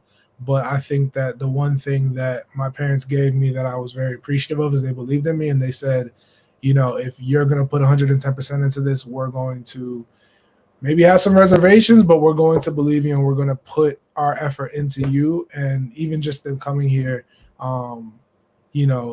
that was belief in a better life. And I think that they definitely provided me with a life that I'm extremely appreciative of today. And I'm really proud to be who I am. And I think I try to wear that on my sleeve every day. And I'm very thankful to my mom because I wouldn't be here without you. And even though we clash sometimes, it's all okay. I love you too, baby. I love you. So, because I know time is moving on, but where do we go from here, guys? Where do we go from here? My hope is that, especially on this show, that we have more of you guys on the show, that we have more of these kind of conversations. And, maybe one of you guys can be sitting in my seat and being the guest host. I would love to see that. But I think we need to just have that open conversation. Is this not just a one and done? And how do we make this to be a continuous thing? We've kind of started something today, right? How do we make it continue? I heard KSU has like these Haitian parties for young folks. Who knew, right? I would love to have my kids, because I don't think my kids even know that exists. But I'm not saying you need to come to the same parties we go to. Maybe not. But if there's something that we can do collectively as the 20s, 20-year-old, the 25-year-olds, the 30-year-olds, and get together so that our legacy does continue, right? Our Haitian community and culture continues. It doesn't stop. And I don't have a fear like, when I'm gone, or 20 years from now, is there even a community that even looks like this today, right? So I'm curious, what can we do, and what is there something that we can do, and what do you suggest that we can do moving forward to have you guys integrate into the Haitian community just as much as we are, right? Again, it's going to look different for you all, but what do you guys think? I'd love to hear. I feel like the best thing is starting with conversation, because closed mouths don't get fed, but maybe like community events around here, like maybe we can start learning Creole together. Maybe we can have a cooking class, something, just so we can all learn a little bit more and all get together, Love it. Yeah, I miss even like Sunday night dinners, like just getting the community back together, like she said, just, if that's around the table, if that's around an event, like just, hosting more people and letting people know you're open and this is an open door and we're ready to grow our community and keep us together. So love it. I would say more community events. One specifically is, I don't understand why we don't celebrate Haitian independence. I know it's just like it's first of the year, so that's New January Year's. 1st. But I'm just like, I need to go to it. Why have I never been to a Haitian festival? I'm always eating soup joumou. Like, I don't want to eat soup joumou. I want to go out. So I would feel like maybe, I know all the Haitian people are on Facebook. Maybe I can get together. Maybe let's throw a picnic on the first of the year. No one's at work. We're not working. I don't want to eat soup, or we can bring the soup. Whatever you want to do. But I just feel like our generation is definitely changing. And so that's funny. Trying to get us in a house is kind of harder than before. Everyone's going around. But like having a different event, like, oh, we're all meeting up at the park or Piedmont Park or here, or we're doing this and we're having this celebration, you guys should come. Like, and I'm like, you know what, I will come. Like the LBE family that we grew up with, like the community group, they used to always throw parties. We have a toga party. I remember dressing up as a toga party in middle school. Everyone's like, why are you going to a toga party? I'm like, that's just a Haitian party. We did random things. We had boat days. We went on a boat. We went to Lake Lanier, and I got to meet so many people through there. So I would say like more community people. I would like to know more people outside of the people I grew up with, obviously. Like, I love doing events with them. But, like, if I could meet other Haitian people and, like, because sometimes I see people and I'm like, oh, I follow you on Instagram. You're Haitian? I didn't know you were Haitian. But just knowing that and having that community. So I would love to link up with more Haitian Americans in Atlanta, I would say. Because that's, like, I feel like where a lot of us are, but we're kind of hiding. I love that idea. Timothy, do you have anything to add to that? I think y'all hit it on the head. I think community is the most important thing, especially with society right now being completely revolving around the internet. I think that that's one more thing that is missing besides the community aspect, because I know as someone who doesn't speak Creole, and doesn't really understand it. I feel left out of a lot of the Haitian events, and sometimes if something looks a little too French or just I don't understand it, then it's like, okay, it's just not for me, and I don't feel as welcome. So I think the community of Haitians that are bilingual or more English leaning or Haitian American and emphasis on that American, like I grew up here my entire life. I think that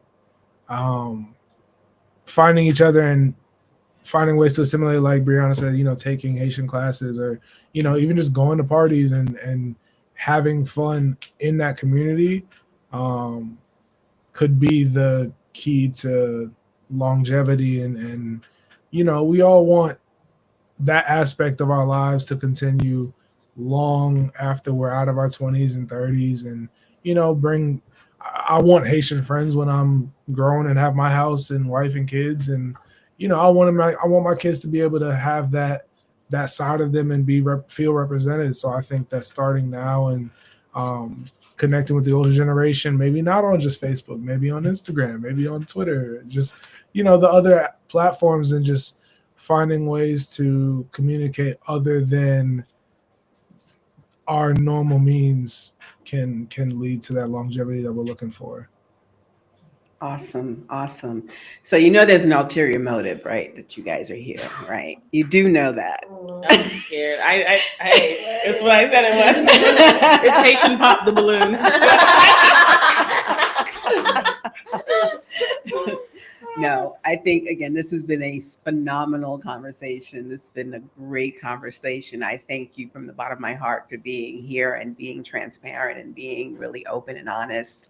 But I think, again, we started something today, right? And so I'm charging all of you, and I know Esther had to leave, but I'm charging all of you. You guys have the ball in your hands, right? You guys have the balls. You need to be the beacons to start this community, okay?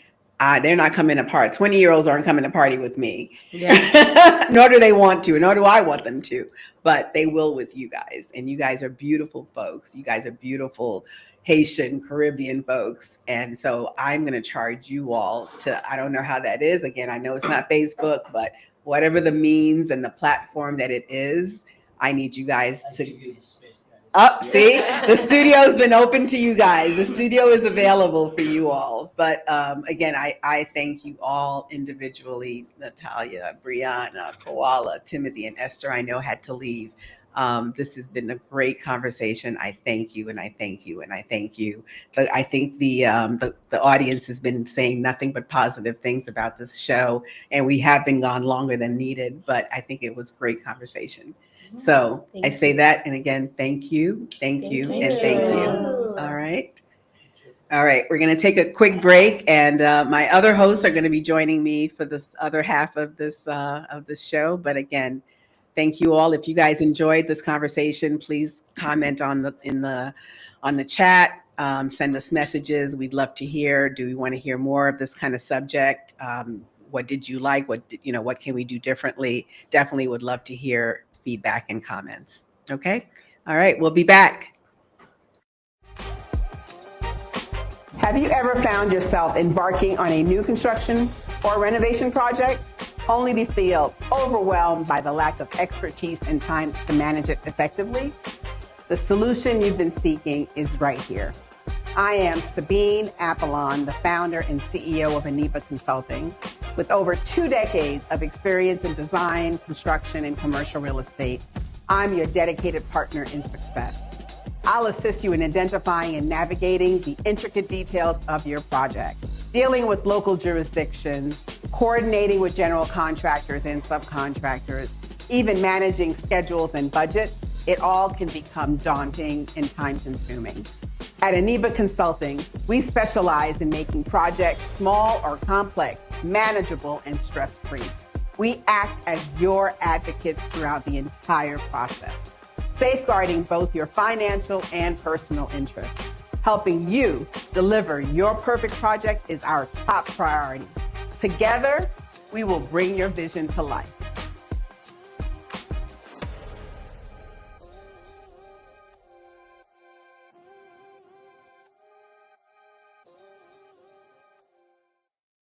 Employee lawsuits can be emotionally draining, financially devastating, and oftentimes can be avoided through management training and ensuring you have risk mitigation processes in place that alert you of potential human resource issues. At the Gene Consulting Group, we help you take a proactive approach to how you do business. We do this by providing responsive, legal, and HR services tailored for you. Our services are on demand, on your terms, and transparent. You get a trusted advisor and partner who can execute across multiple lanes for a fraction of the cost. We help you maintain an engaged workforce while staying in compliance and avoiding costly litigation so that you can focus on what you do best, and that's growing your business. To learn how you can take a proactive approach to how you do business, please visit sandraljean.com.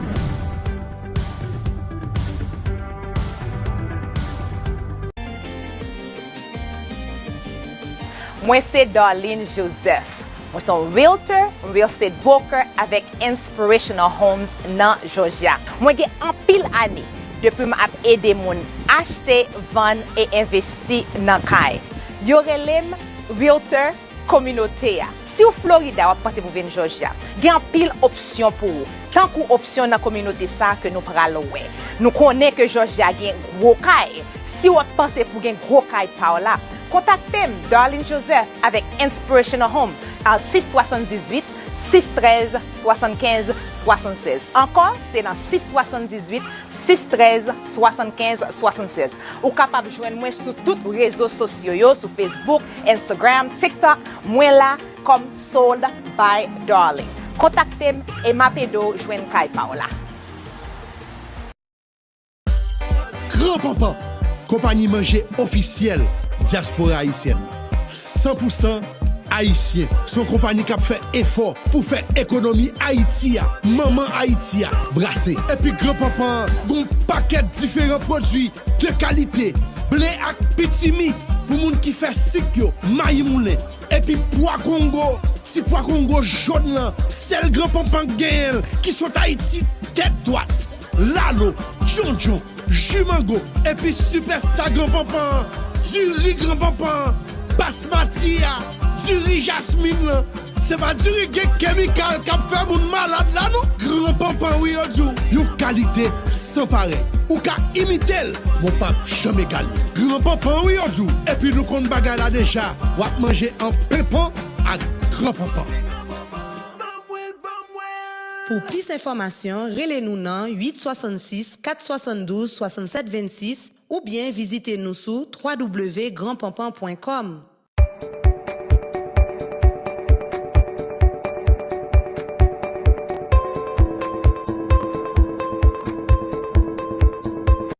Are you a commercial driver tired of wearing every hat in your business? Is the administrative burden keeping you from focusing on what you love? Do you wonder if you can even afford help to support you in your business? The wait is over. Make the call today. Call your new partners at T5 Transit, where we create entrepreneurial freedom. At T5 Transit, we set you right the first time so you can get on your way with confidence, knowing that all aspects of your business are taken care of. With our 7 essential services, you can be sure to find what you need to run your trucking company efficiently. Optimize your business with the Profit First Cash Flow Management System. Get yourself in an insurance plan against unexpected legal challenges with the Commercial Driver's Legal Plan. Contact us today and find out about our budget-friendly options. Finally, enjoy the benefits of your hard work and let your business serve you. Contact T5 Transit today and watch your company thrive.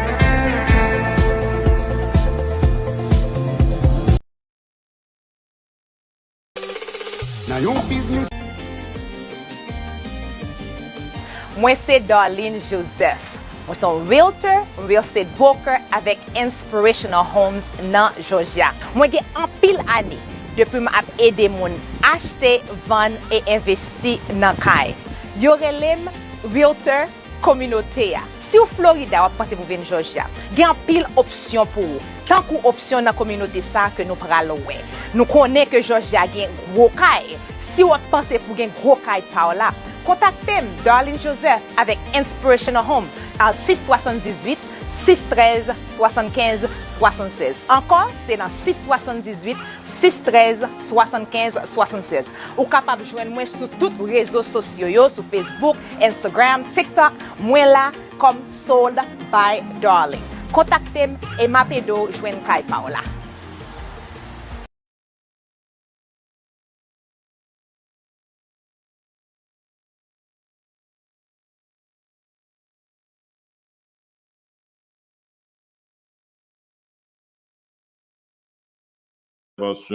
Yo parler de eux-mêmes, de expérience avec famille yo, et surtout monde qui t'a posé ça c'était Lodos, Sabine, Apollon qui sont font un travail extraordinaire. Je pense que nos générations ça Meli Melo là, je pense que Rupipa travail nous presque arrivé à bout là parce que je pense que c'est ça, c'est travail ça que nous avons fait.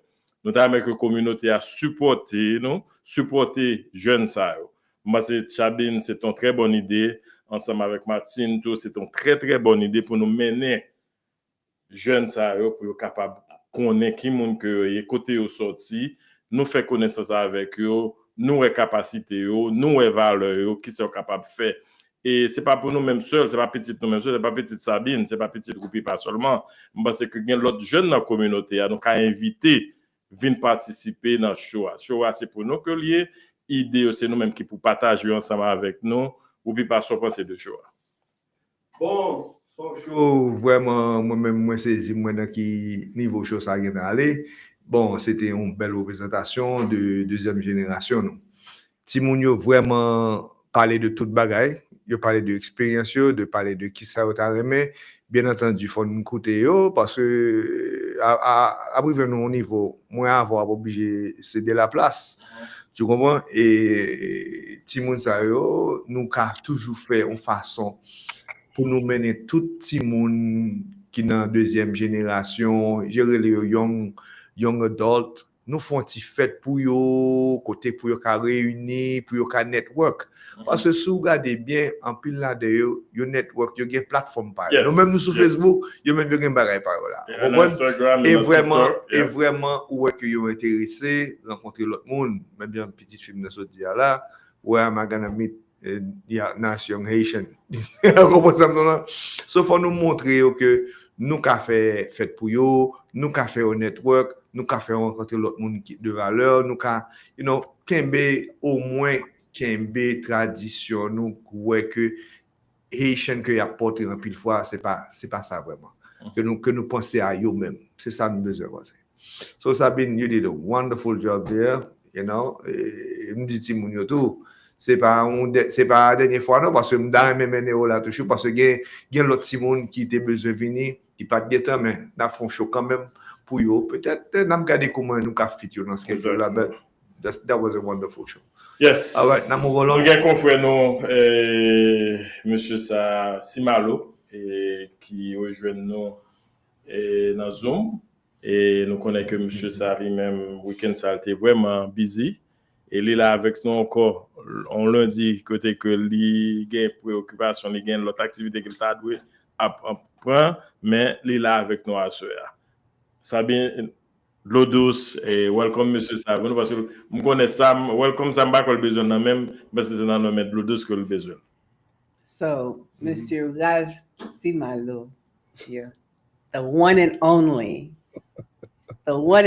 there is no one to compare. He stands alone, and I have the pleasure to call him my friend.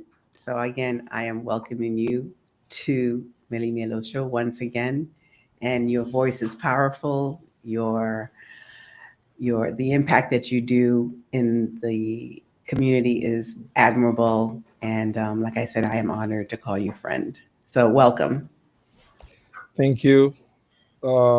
Always a pleasure to be with you guys. Communauté, c'est une communauté que nous connaissons que moi aimé.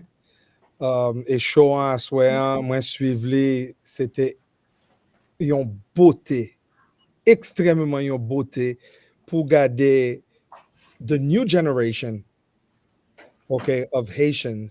And a lot of these kids are born here, so we have both sides of the fence. Ti moun ki fait l'autre bord qui vini, et puis ti moun ki fait ici, qui tellement remet la caillou. ça me tente à soi, moi que gain un futur pour pays nous. There's hope because we still have kids who care about Haiti, about their culture. Côté aussi c'est important pour eux. Ça fait un plaisir à soi to see that the young was actually expressing itself. But the backup show that I would love to see is the old having a minor debate with them. And the reason why, it's because if you allow me to say it, there are certain things that they said, that they mentioned, it makes sense for them. However, certain things that I felt they didn't agree with, I think if an elder was sitting there to try to make them see where we came from, they would arrive, they will ultimately arrive at a better understanding. Okay, because we have to learn from today's society. And they need to understand where we came from, so we can bridge the gap, and really, because the young ladies and the young gentlemen, and I loved all of them. I loved watching them. They are our future. They are say yo même ça. Demain nous, c'est sous yo pour nous bank. We got to bank on them, and to bank on them, we have to give them knowledge. Make them understand where they came from, so they'll be a little bit more comfortable where they are, and they can plan for the future, because we are on the way out. Spécialement, Woody pour aller lui-même.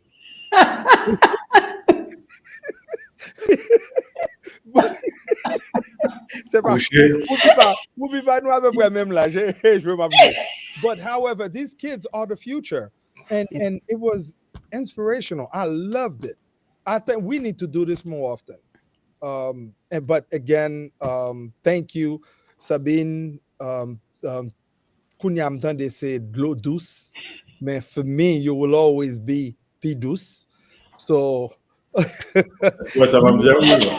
you kept it going, and it was very informative, very entertaining, and you responded well to the youth. And they took their cue from you as well, and they were very transparent. They opened up, and it was wonderful. It was wonderful to see. Thank you. Meli Melo, mes amis, comme si nous 7h 9h lundi, nous pas rater parce que Meli Melo gen bagay que l'a développé pour nous. Des différents sujets, au moins ça c'est que nous-mêmes, nous sommes chauds, gens qu'on mentionnait là, c'est malo. Je pense que c'est pas justement venir parler de n'importe bagaille. Nous make sure que nous faisons des émissions qui vraiment, que nous sommes captiver, nous sommes capables d'aimer, nous sommes capables vraiment, ouais, que valeur, ça que nous avons aimé fait, travail nous avons aimé fait pour communauté. Et Next Generation, ça, parce que c'est nous-mêmes, c'est nous-mêmes représentés, la place moi-même, place de l'eau douce et place Rupipa, Jean qu'on dit là, qui déjà pas là encore, bah on a qui sens qu'on dit, c'est pour t'expliquer le Ralph. Bon, nous allons continuer avec le show et nous connaissons que nous allons entrer dans le segment HMI là. Et yes. Bah on est et à qui peut que nous allons commencer. Est-ce que nous allons commencer directement ça qui fait dans le week-end dans ici et non, mais pas oublier que semaine dernière il a décidé de pas parler. On prend début semaine dernière là, et puis on a privé sur le week-end ça. Yes. On a continué avec week-end ça. Yes. On allait là. Bon, point essentiel qui a dominé l'actualité actuellement. Semaine dernière, point qui a dominé l'actualité, c'est arrivé au Cap Haïtien de la Planta. Et bon, que ils ont vraiment dit que déporté, que nous ouais vraiment que qui deviennent déportés au Cap Haïtien. Mais Jean lié là, bon, la plante a déporté à un petit Jean Boubloule parce que il y a une grosse activité. Il y a une compagnie qui a pris machine, il y a fait un paquet de bagages, il y a jazz qui demandé pour le manager. Vous comprenez ça, là, bon, monsieur est allé dans 2-3 concerts, il a fait, en tout cas, il a souhaité transition bon pour lui, parce que pas grand monde qui t'apprend, mais que ça arrive, on compatriote, ou n'importe qui, vous comprenez? Parce que c'est un bail qui est vraiment difficile pour déporter au monde dans un pays qui n'a état pareil. Mais comme c'est loi États-Unis, c'est ça, ils voulaient. C'est ça qu'on obligé fait. Raison d'être que fait qu'on est que ça raison qui fait que monsieur déporté et on connaît que monsieur t'a vivre au Canada, de Canada il vient vivre aux États-Unis et selon les rumeurs ça a dit et ma mère a écrit à propos de déportation monsieur a côté il mentionné que monsieur était marié 2 fois. Et monsieur était marié avec une dame, après ça, pas divorcé, monsieur retourné marié, monsieur a été fait application pour devenir citizen. Monsieur a vécu Jacksonville, monsieur était vivre ici à Atlanta, et puis monsieur est allé, à faire prêter serment pour être capable d'obtenir citizenship. Et c'est là que ICE était arrêté, monsieur. Monsieur passé plus de 40 jours dans détention, côté de Kemé, monsieur, et puis après ça, au déporté, monsieur, en Haïti, monsieur entré au Cap, et bon, Cap, c'est tête marée, bon, monsieur, c'était vraiment très populaire sur les réseaux sociaux, son équipe qu'on a fait show à Miami, et monsieur, il y a des gens qui te remettent, il y a des gens qui ne pas remettent, mais nous connaissons qu'on a actuellement, monsieur, en Haïti, monsieur, quand plus le monde le connaît, monsieur, tu à Haïti déjà, monsieur, qu'on a dans les médias, dans la radio déjà, et qu'on a là, monsieur, c'est un manager de groupe, Gassa Delva, en parlant de. Comment dire Gassa encore Rupipa? Oubliez. C'est Ralph Kibol, c'est Ralph qu'on a là ici plus souvent. Mascompa, c'est monsieur qui manage Mascompa et d'autres compagnies qui va monsieur off pour monsieur travail. Et même dans parler de conversation, monsieur te fait, l'LT point micro, monsieur dit si tu as une élection, il n'a pas le one comme sénateur ou bien député. Bon, je que monsieur, son aventure qui est ouvert pour lui. Et ma connaît son pensée. Bon. Conseil de situation, là que vous présenté au devant dans la vie, vous choisi 2 bagailles. Vous choisi pour quitter l'handicapé ou bien vous marrer ceinture, vous ramasser caractère, vous kembe prestige et pour continuer, you make the best out of it, and you make your next move your best move. Et moi, trouve que La Planta is making his next move his best move. Parce que l'arrivée en bas, l'arrivée la caille, premièrement, le tourner la caille. Parce que déportation par on peine de mort. OK? C'est Jean Gadel là. En pile, mon a gardé déportation quand they sign your death warrant. No. On tourne la caille, moi. Mal la caille, moi. Et si nous pas de États-Unis pour nous venir? Et si nous pas de l'autre pays pour nous aller? However, ouais, déportation qu'on l'autre bagaille là-dedans. Moi-même, personnellement, je trouve grand pile politicien et responsable dans le pays, nous, qui t'a supposé pas quitter le pays. Parce que l'on pas quitter le pays, on est obligé de reconstruire le pays. Parce que je dis là, si vous êtes malade en Haïti, qui ou tout? Réfléchis. Qui ou tout? Moi-même, personnellement, je vais rentrer dans. Bon, en entrée dans personnel, pas vrai. Je passe temps en Haïti. Moi, vive en Haïti. Je passe temps dans le ministère. Je travaille dans law enforcement, goumé à bandit, font paquet de bagailles. Ou qu'on réellement plus gros problème, moi, jodi pour me tourner en Haïti, la caille moi. M'brale, oui, c'est la caille moi. Mais honnêtement, manque de premiers soins, c'est une bagaille qui concerne.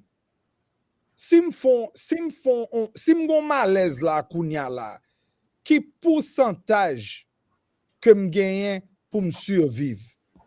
So, déportation, yeah, li difficile. Mais dans un sens, tout le cas forcé moun fait pays.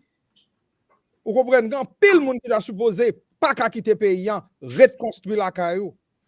So, la plante arrive la caillou, his next move. And I give him credit. I so applaud him for it. Ce n'est pas la fin du monde. OK. N'a boule là. C'est l'autre point qui a fait actualité actuellement tout, c'est dossier politique. Et moi-même, monsieur ça qui parlait de Boulos, docteur Boulos, et nous connaissons que monsieur ça qui t'a vécu en Haïti, il a accusé monsieur de plusieurs bagailles. Ça, c'est que même accusé de la mort président Jovenel, il y a dossier immigration tombé sous lui, et monsieur nous connecté quitté pays depuis lors que après et 7 juillet qui était passé depuis lors que le président Jovenel était mort, monsieur était retrouvé aux États-Unis, monsieur t'a vécu ici et entre la caille monsieur, il a été arrêté et jusqu'à présent monsieur dans détention en Floride. Il y a pour l'avocat fin mois ça là, il y a des gens qui déjà connaissent que dit que pas le déporter monsieur en Haïti. Est-ce que déportation et docteur Boulos là, il pas l'avantage peuple haïtien malgré tout ça on mettait sous dol? Est-ce que vraiment déportation tout c'est pour moyen que pas le faire monsieur mener campagne pour prochaine élection qui va venir là? Jusqu'à présent, grand peu de monde qui dit pour qui raison déportation? Est-ce que vraiment les monsieur arrivent en Haïti, gouvernement haïtien pas le premier monsieur mettez l'en côté pour capable juger ou bien toute accusation ça mettre sous dolio? Est-ce que vraiment là c'est citoyen ça? Est-ce que les arrivent en Haïti pour le fruit mais genre que déporter la planta qui pas gagné dossier ça au sous de lui-même et est-ce que monsieur prend libre en Haïti? Sabine va qu'on suivre dossier ça de près, ma seconde idée de lui, Rupipa seconde idée de lui-même, son pensée Ralph. Bon, et pour causer Pierre-Réginald Boulos là, c'est un bagage qui noir et blanc parce que Ice dit exactement raison, c'est parce que monsieur Baymenti dans l'application résidence là. Premièrement, il pas dit que il était involved dans banditisme, voyer bagay pour bandit, ni de un parti politique et tout ça. Et puis, yo connaît exactement depuis longtemps, on est américain, pile fois, le Japon, yo just return bon moment pour yo prendre. Retourner en Haïti, bon, c'est quand on bon bagay pour lui parce que monsieur, c'est moitié Haïti à posséder. On a commencé depuis dans maison, dans voiture et dans market, Delimat, tout bagay ça etc. C'est lui-même. Bien entendu, monsieur, il y a un pile monde que il y a dans poche déjà. So, est-ce que son bon bagay lié? On ne sait pas parce que il y a un ULCC qui tape tant monsieur qui était besoin de mettre monsieur en prison parce que bon $1 million que lui prend à ONA que jusqu'à présent ça le dit l'affaire avec l'Albafel so ULCC t'a demandé pour arrêter so qu'on paquet de bagages en Haïti yo voyez next Haïti bon moi impression monsieur c'est ça la prière bon Dieu pour voyer l'Haïti bien entendu. Rupipa, mais faut qu'on ajoute tout que le t'est passé en bas mais ULCC déjà ULCC il était sorti pretty much clean devant ULCC so vous comprenez ouais dossier ça c'est I'm not trying to be funny, but I have to be a little bit. C'est là les popcorn, nous cherchons un gros Pepsi, et bien Coca-Cola, et puis avec nachos, et puis chita garder chaud. Parce que l'on pense la gauche, li à droite. L'on pense la droite, li à gauche. Vous comprenez ça, m'dou? So, but, jusqu'à preuve du contraire, il y a un pile et spéculation qu'a fait de arrestation Boulos et qui ça va le faire avec elle. Mais jusqu'à présent, gouvernement américain officiellement reproché yon bagay que le fait menti sous et pendant processus et légalisation aux États-Unis, c'est ça que reproche. Ça c'est ça qui cap sur la surface. Nous pas contre ça qu'en bas mais nous cachita là nous spéculer toute nuit là et puis nous connait ça qui passe m'al don l'autre bas encore ouais affaire mon accord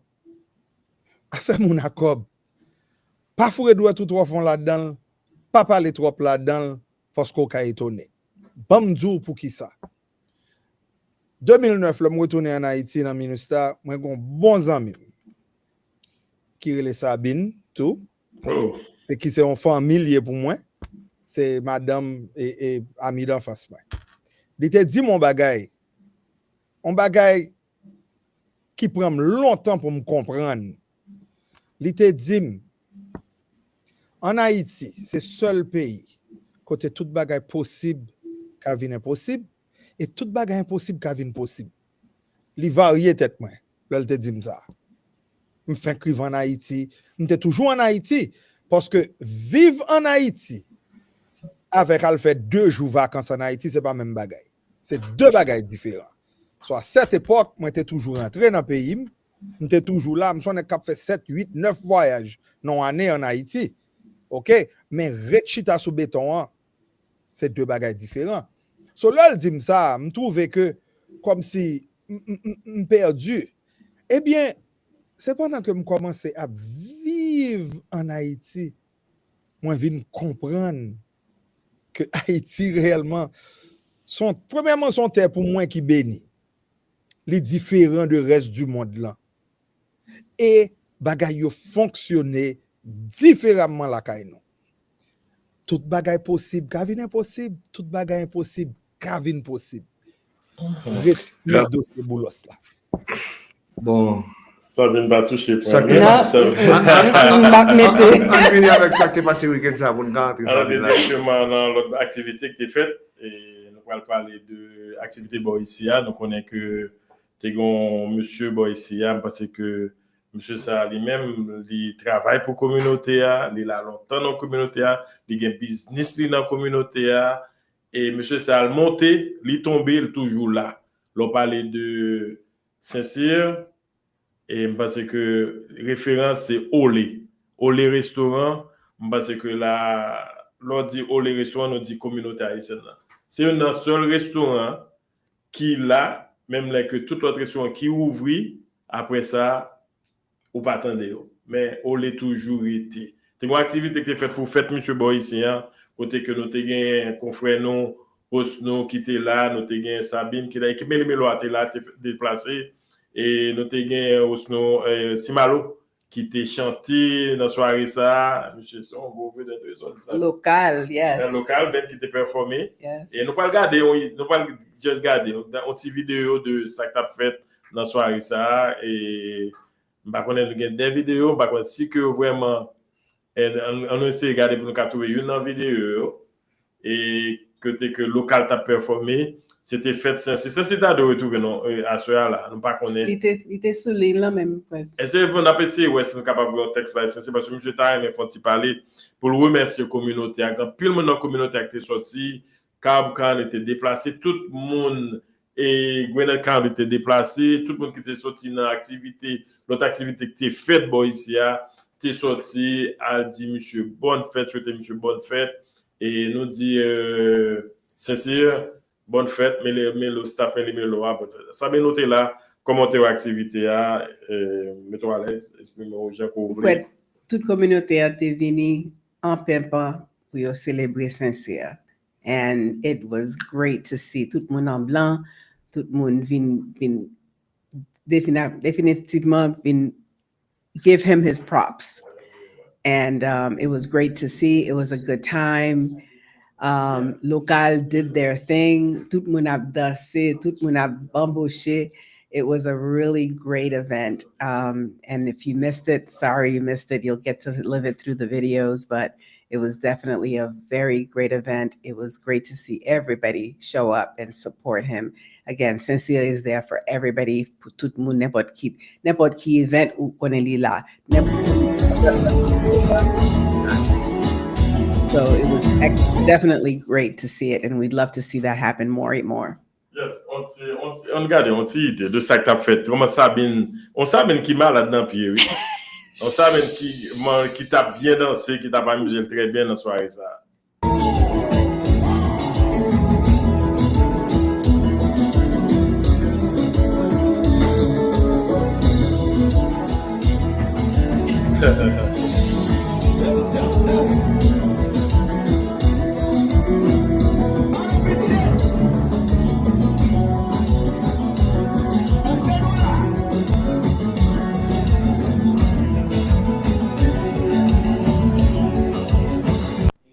Bon, moi c'est que là, Sabine lui-même t'a fait vidéo page, show page dans soirée ça. Moi c'est que là, et Jean que nous t'a dit, c'était fête sincère, c'était, monsieur, c'est honneur restaurant qui est les Olé. Et normalement, on était doué retrouver, monsieur, te doué retrouver dans la soirée là pour le téléphone, tu parles avec nous. Et Rupipa, ou bien, on connaît que Sabine. Non, on n'a pas la avec Ralph. Ralph, même qui t'a chanté qui performé dans la soirée ça. Comment t'es senti soirée? Bon, c'était un plaisir pour moi, pour me ouvrir performance là. C'est moi qui t'ai chanté premier, chanté samedi soir. Depuis le que nous commençons à faire son, bon, prior to that, on était commencé plein.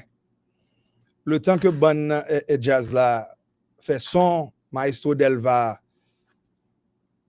make sure qu'ils font remue-ménage dans son avec ingénieur son ou PJ, ils fait un warm-up et puis pour nous performer, on était gain campé sous pied. Nous t'ai grand pile monde devant Jazz là, un pile bel monde. The crowd was really on point. The ladies were beautiful. Everybody very respectful, having a good time. It was a wonderful event. It was a great turnout, and it was necessary to celebrate the birthday of someone who means so much to the community. Because Maurice Sincere, also known as Papa Olé, c'est réellement l'homme du peuple. Lui, c'est l'homme du peuple. Parce que Sincere, automatiquement, quand rentre Olé, il y a une énergie que lui recevoir avec elle, ou pas qu'à aller pour pas tourner Olé. Et service là, t'es un service plus. Jean-Marc t'a bay hookah, vous comprenez, et cuisine t'a fonctionné. Moun a fait bouteille sous bouteille. It was a wonderful night. Et puis, local, to me, it was local's coming out party without announcing it. And it's something that we anticipated on account of the amount of VIP reservations that were on queue. A lot of people were asking to be in the VIP sections, and at some point there was no room to put people. And you know what? Even the people who wanted a VIP section, they did not let that deter them. They remained. They stood there either at a high table or what have you. Everybody remained there and had a blast. And Local pretty much played and performed to its core, to its best, to please the crowd and to celebrate Sincere's birthday the right way. And however, I'm gonna add a little caveat to that you guys need to know. Based on Local's success, Local band, based on their success currently in the Metro Atlanta area, Carlito Corville on the 16th, in collaboration with Local Band, is having a night that will be outstanding. Local will be playing on the 16th with Zenglin at Ole. Come on out. It's gonna be fun. That really is an indication of the level of music that Local Band is performing at in the community. So come on out, parce que nous avons jazz local là qui a joué pour nous. Et Fête Sincere, that was an indication on how the Haitian community can come together. Parce que nous avons gagné et Meli Melo fait réservation depuis quelque temps pour VIP, pour te venir by support. Ou te gagné et Fred Sound qui te provide un pile pretty much the sound of the night. Ou te gagné et Richard Design. So dit Cobb County. Okay, nous connaissons que gen moun qui sont New York and New Jersey who flew in just to come and show sincere love and celebrate his birthday. C'est pas Cab County, Gwinnett, Fayette que moun déplacé seulement, moun saut New York, moun saut Jersey, moun saut Florida yo monté. That shows you the meaning, the importance of sincere in the community avec Madame ni Naomi qui campait derrière d'ol, quand on pilier. Parce que faut me dire nous, moi-même Naomi, c'est système nié, faut me dire, pas gon nèg dans la vie qui réussit tout bon vrai, qui pas gon poto mitan campé avec ou bien derrière d'ol, qui c'est Madame ni ou bien what have you. Amen to that. All right. Et notez, ouais, il y a dans la communauté, Lucien Bourgeoise qui était dans la soirée, et Lucien était dans la section VIP, t'as fait l'obé dans la section VIP, et Lucien, parce que Meli Melo, et nous remercions tout pour tout, oui, Lucien partagé, nous parler de Meli Melo. Sans Lucien, Myriam, tout le monde, nous sommes fanatiques, nous sommes bonnes, nous sommes des jazz Meli Melo, one bonne et solide. So, pas not pointing out of time, let's go to the next. Qui s'en vient encore? On a parlé de l'autre activité qui est faite dans les là, on a parlé de groupe classe. Et non, nous parlons, non, nous quitter, bon, nous ne pouvons pas quitter parce que tu as l'autre activité, nous voulons entrer dans l'activité qui est faite. Toute activité. Il y a une chambre de commerce là qui fait gala chaque année. Il y a plus de reproche. Que une host, nous, qui était le main host, mon gars, qui était main host, oui, Pengita. The one which I heard did a wonderful job. Kudos to Pegita. Qui prend complet nous donner au même sur Boubloule? Moi-même, c'est que j'ai compris quelqu'un qui parlait de activité gala ça et qui fait chaque année. Par exemple, nous sommes parlé de Olé et Monsieur Sincère qui l'a dans la communauté à longtemps. Parce que son milieu t'a honoré.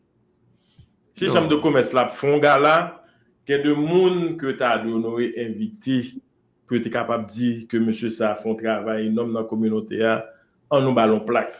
Et Radio Grâce dans la communauté a bien des années, si est-ce qu'il a longtemps. Exactement. Pour quelle raison que monsieur pas complet ou pas jamais recevoir. Exactement. Si vous n'avez pas reproche que nous toujours joignent, c'est bagay parti pris, c'est de monde qui close avec chambre de commerce là.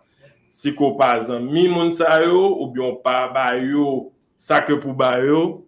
Ça c'est que non pas. Mais des fois, je me demande, est-ce que j'aime faire ça, le brainstorming pour garder dans la communauté qui ça là longtemps déjà, as far as médias, as far as restaurants, comment ça me donne, il y a des gens qui sponsor, qui buy produits des fois, est-ce que nous écrivons thank you card pour moun sa yo, ou comment ça me donne, un paquet de bagages qui, you know, I mean, pas un problème des fois, faire regarder Island qui toujours à font festival chaque 4th of July. Quel fait qu'elle a pu tomber, qu'elle fait comme, qu'elle pas fait comme, Island retourne encore. Elle a grandi. Vous comprenez? Sometimes, you know, gonna say the business, they need the pat on the back. Well, I think something that, you know, again, as a chamber of commerce, and this is just feedback. And I belong to the Cobb County Chamber of Commerce. I belong to several Chamber of Commerce. The whole purpose of the commerce is to help the community. It's to engage entrepreneurship. It's to where you go for information and they're doing for you because they have the awareness, because they have the connections.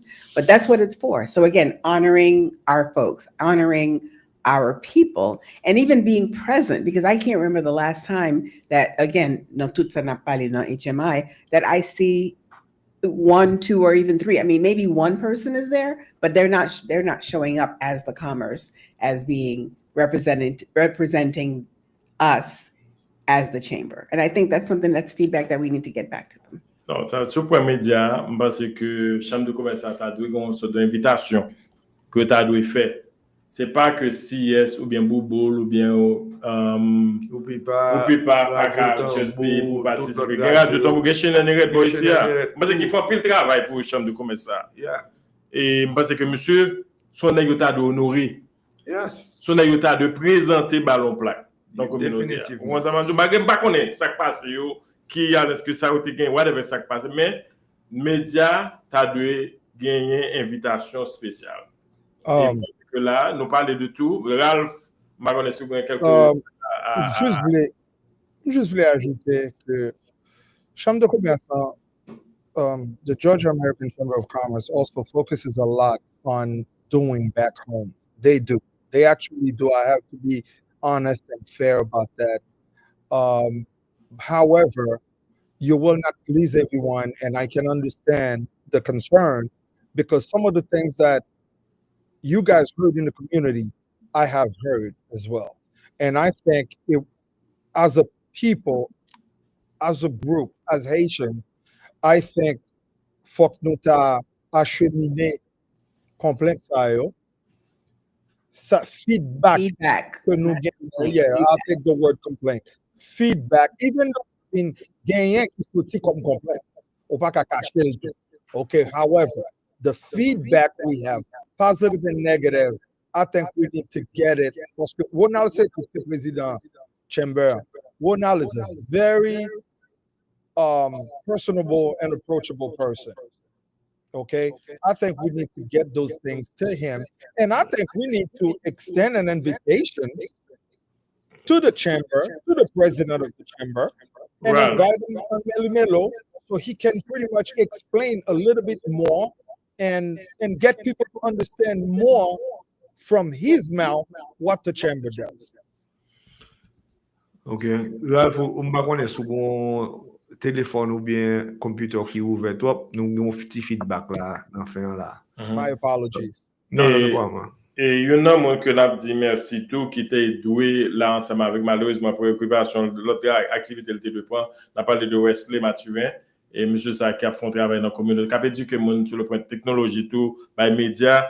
Nous saluons monsieur et normalement parce que c'est moi qui toujours fait travail pour la communauté parce que c'est moi qui va demander 5 ans pour partager tout ça qu'a fait dans la communauté. L'idée de là ensemble avec nos week-ends mais malheureusement avec l'activité il n'est pas capable là parce que tout genre de monde ça c'est des monde que peut être invité et donc c'est l'activité les a fait dans la communauté par exemple que les activités Island Shot a fait et pour festival là il était vos invitation par toutes médias dans la communauté. Il y a une activité l'autre bagaille que vous doit entreprendre, vous pas capable là, même pas si c'est genre de bagages sur vous faites. Vos invitations, c'est une, monsieur des même game badge pour nous le niveau n'importe. Exactement. Aucun ouais son bagage qui boit plein. Vous comprenez ça maintenant? So c'est ça qui fait que en pile monde pas comprendre boy ici, à média dans tout business, dans tout ça fait supposé involve souvent promotion. Souvent c'est Facebook seulement qui promotion. On parle dans Facebook, mais ici valeur pour les médias yo pas balil malgré que nous essayons faire possible nous pour nous reach out nous faire bagay for free we do things and there but sometimes you know bon le criver faut dire bon on ça criver get media ça bon faire liste qui gagne let me try to help what can we do to help toute bagay société alors pas c'est nous mêmes seulement pour recevoir des fois font bail tout c'est ça fait nous mêmes dans Meli Melo des fois mon connaît yo veulent font passer pour 5-10 minutes nous pas un problème avec ça. So it's a teamwork, it's a team effort. Let's not forget. Et parce que n'a pas que mon comprendre tu dit que tu as aimé un artiste haïtien tu as aimé que gagne Michel gagne choisir quelques artistes single artistes ou bien ben mon tu as aimé danser plus et c'est tu comprendre ça que bah et tout m'pas dit que DJ pas font bon travail mais il y a monde qui dit que tu as aimé ouais l'autre artiste et participer dans genre d'activité surtout on go gala comme ça parce que monsieur t'a dû penser que t'as invité artistes pour venir participer. Avant de faire une n'a montré nous pas montrer nous 8 novembre nous pas montrer qui j'en fait gala les gala et comment nous fait gala on marche rapide Meli Melo le 8 novembre gala et le 8 novembre Meli Melo et Souzely Sabine Apollon collaboration with Meli Melo Serve Haiti qui nonprofit. It's going to be a fun event. We're running the commercials, but mark your calendars. We want everybody. We need a big showing of this community to be there. This is not we're going to have a good time. What did you say? I did not hear the mention of Simalo Cigars. We got to talk about that. No, Simalo Cigar not to buy Simalo tap. Simalo get tap pal. That's right. Special table. Special table. The people do shit azuli. without saying. Parce qu'à la fin de la journée, c'est puis 12 qui comptait. Et puis, she's second to none. Pas gagné après que vini. Définitivement. Moi, je que ça pour une belle soirée. Et le 8 novembre, gala. Et Souzely, qui a plus que 20 d'années qu'il a fait gala. Il a fait gala ça. Et qu'on a une collaboration que ça ensemble avec Meli Melo. Il a aimé la communauté haïtienne en vie, nous, ouais, travail qu'il a fait Grand Bois en Haïti. Et qu'on a appelé dans pile de monde. Et nous avons dans site Souzely pour nous, ouais, travail que vous faites. Et je pense que c'est vraiment une belle idée qu'on a là le 8, nous sommes capables d'avoir une idée, communauté Sabo ici, capable de faire gala à plusieurs côtés, Sabine. Chaque année, nous faisons New York, nous faisons Iowa, nous faisons Atlanta chaque année, and now we're starting New York. We've had brunch. We just had a brunch in May, and we're going to be increasing the presence in New York. But again, our goal is to grow. We can't support Sanafek Zombois without your participation, your involvement. At the end of the day, we need to raise funds. It costs us almost $30,000 to $35,000 American dollars every single month to keep the operation going. C'est seule clinique qui mi balete plus. You had the mi balete hospital, but kunia ganyo fin plan.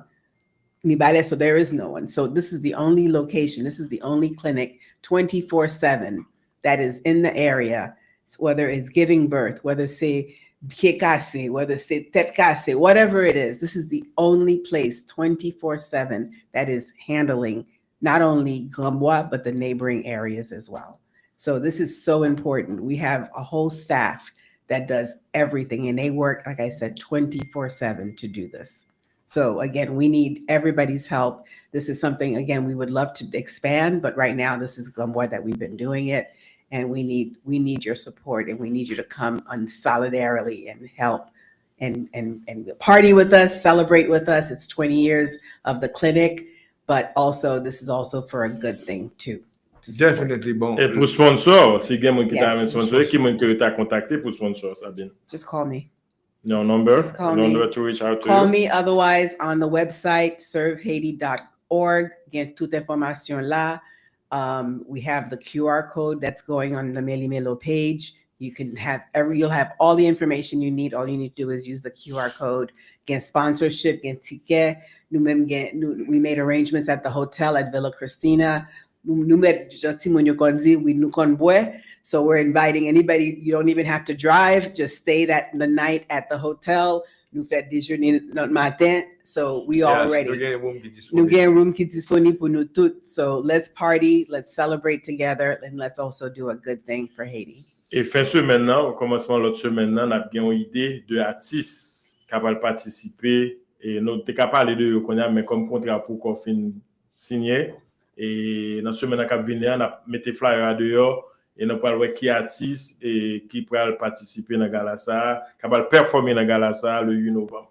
Donc, il y a parce que 3 ou 4 artistes de nom. 4 artistes de nom. Et je pense qu'ils parlent. C'est malo, on pas chercher de nom, c'est malo qui a fait.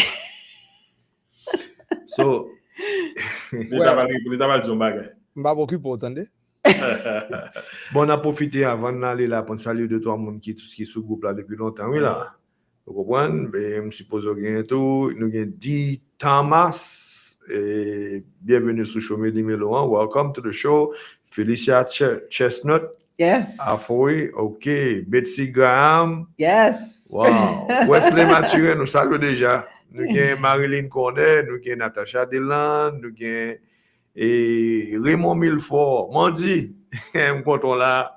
Ray Brown, thank you. And Pauline Neto. Lucienne Bourgeois. Lucienne, vous connaissez l'autre bagarre. Même ma mère salue parce que you right here. She got her love. She got her love. Lauren Durand et Walner, toute la famille. Wendy Montou de la Molière Colon et Kenny Célestin. Et nous saluons tous sponsors, tous, spécialement Cathy Louis Et moi qui besoin catering qui t'a aimé quel n'importe event que nous gagnons. IJEF et nous saluer Allange restaurant de OC. Oh oui. Il y a une série de monde qui kembe Meli Melo là jusqu'à présent nous. And we need more. And we need more. So let's just talk about that. Moi là nous quitter ça. Nous quitter ça pour l'autre jour. Non, moi même. Parce que c'est domaine pas haut, on petit souris et puis that's it, des boutons de bagages fait pour free. Attendez l'eau douce et puis tu bailles au fait. Regarde faut donner bagages. Seul bagage sous pas le faire sucre pas goûter. Et nous connaissons moins pas quitter nous fermer sans que nous pas parler de monde qui behind the scenes qui travaille. Définitivement. Pour nous Madame Martine Meigne. Martine Claude. Et tout travail nous a fait c'est madame et madame Martine Claude et nous dit madame ça courage li que énergie que le mettez dans l'équipe là nous dire merci pour tout le travail qu'elle a fait. Il y a monde qui monte toujours Harmonia Oussiko, c'est pas grave, mais son gros cheveux dit arrivé en pile. Moi même petit moun yo encore donner pas faire. Et nous saluons Nadège Jardin avec toute Mariel et puis Marthe nous saluons Fifi Marseille nous saluons lui.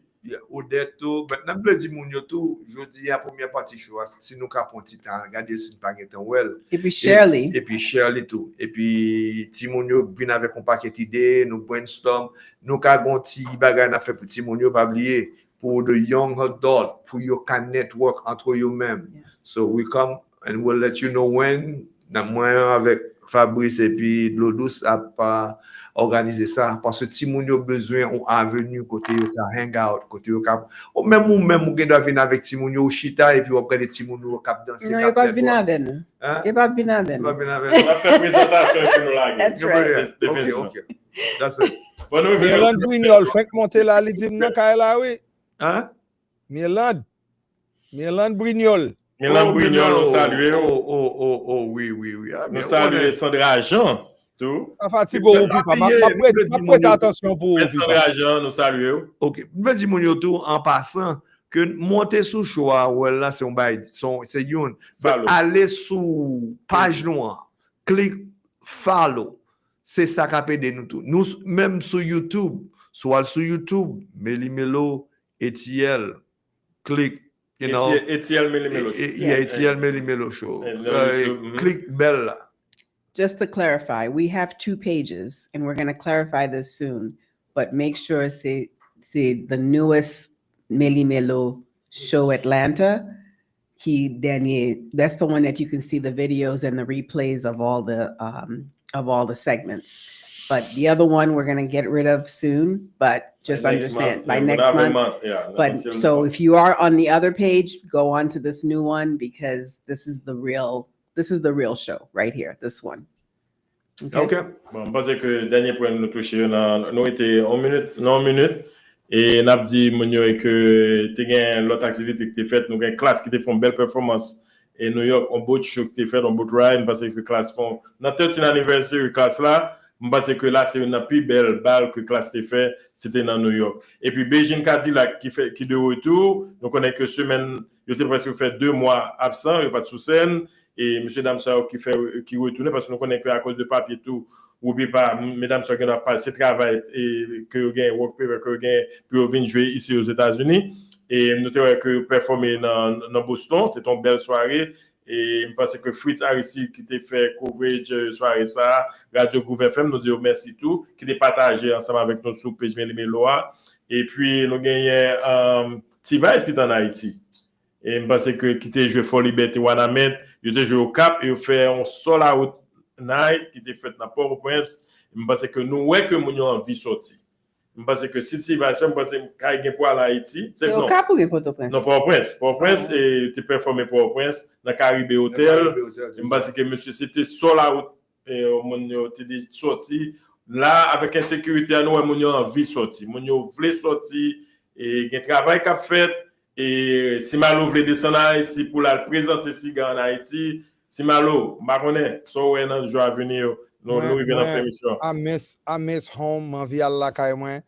Et si Malo cigar, c'est un cigare qui a poussé là en Atlanta, Metro Atlanta area, Boston, New York, et even Montréal, vous comprenez, mais besoin si malo à la caille. Parce que non si malo sorti exactement côté que moi fait côté me grandi dans Carrefour dans si malo et m'ta remen que Sigal en descend la caille. So m'a demandé moun yo pour ramasser caractère nous, organiser pays nous parce que gen moun qui besoin venir dans pays qui besoin venir investir, qui besoin venir foncer de bagaille. S'il pas safe, la difficile pour nous. So I miss home, m'en vie à la caille moi. Bon bagay. So et puis n'a dit l'autre moun yo qui des fois k'ap gade choix qui dit bon, sûrement c'est grand show bien, c'est grand radio bien. Dans me dit yo gen wal nan tune in. Et puis, ou écrit Radio Grâce FM, ou ka prendre pendant ou conduit, ou ka prendre la caillou, sous TuneIn. Sous gen iPhone, al nan koto download app ou après Radio Grâce application, bon bagay, la prière, tout bagay là-dedans. Alors, on a dit tout le monde, bonsoir. Bonsoir, amen. Parce que, on a dit tout le monde bonsoir. Merci parce que vous êtes avec nous pour tout le temps ça. Nous vraiment apprécier ça. Et nous avons rendez-vous lundi prochain, 7h. 7h encore rangé, 7h, 9h. Sabine, ça va bien. Lundi prochain, c'est Maître Sandra. Oui, c'est ça. C'est le premier lundi du mois. Nous avons bien Maître Sandra avec l'équipe qui vient présenter notre belle show et l'autre semaine. Et nous saluons Mamie. Et Mamie Rupipa nous salue. Yes. Mamie Yol. Nous saluons Kala Marseille, la famille Marseille nous salue nous. Mamie Yol. Bien content de brancher, pour nous apporter toutes mes prières, toutes souhaits moi, c'est pour vous connaître que toujours dans le cœur, ou pas jamais suspendre dans le cœur, mouka, you know, quand on couche là, ou même si douleur senti, connaître que petit garçon là, c'est I'm one phone call away, d'accord? So don't worry, you'll be a lot better, trust me. You are in our prayers, mommy. Okay, we pray. All right. What? Now, Mommy, we're praying for you, and we're gonna lift you up, and may the good Lord continue to look over you, and keep you, and nurture you, and heal you. Una pensé nous on a cœur nous, Mommy. Ok, on a prié nous. Bon bagay. Nous allons tout le monde côté me sorti pour de paix. Nous saluons nous qui t'a suivi choix là. Nous saluons nous et puis continuer sur show Meli Melo. Sabine, dernier mot c'est pour vous-même. Yes, well, thank you. And there's a whole posse of folks that also joined who are only English speaking. So I want to say thank you to my group that came, Betsy, Felicia, Ron, again, everybody who joined. So I thank you. But again, it warmed my heart to have this first conversation today, and I want to do more. And I think, again, my whole premise in life is to leave a legacy, and this is the beginning of one that we're going to be starting here. And so we are doing a great thing here with Meli Melo, just giving them the exposure. And I implore everyone to do the same and talk to your folks, talk to your children, talk to your young adults, and get them involved and get them involved. Let them be the next Meli Melo host team that will continue this legacy for forever. All right. With that said. Merci tout le monde. Bonne nuit. À la semaine prochaine. Good night. Good night, everyone. Good night. De Boston, Bayou Nouvelle là pour nous. Le 6 septembre, nous avons un rendez-vous Atlanta, Georgia.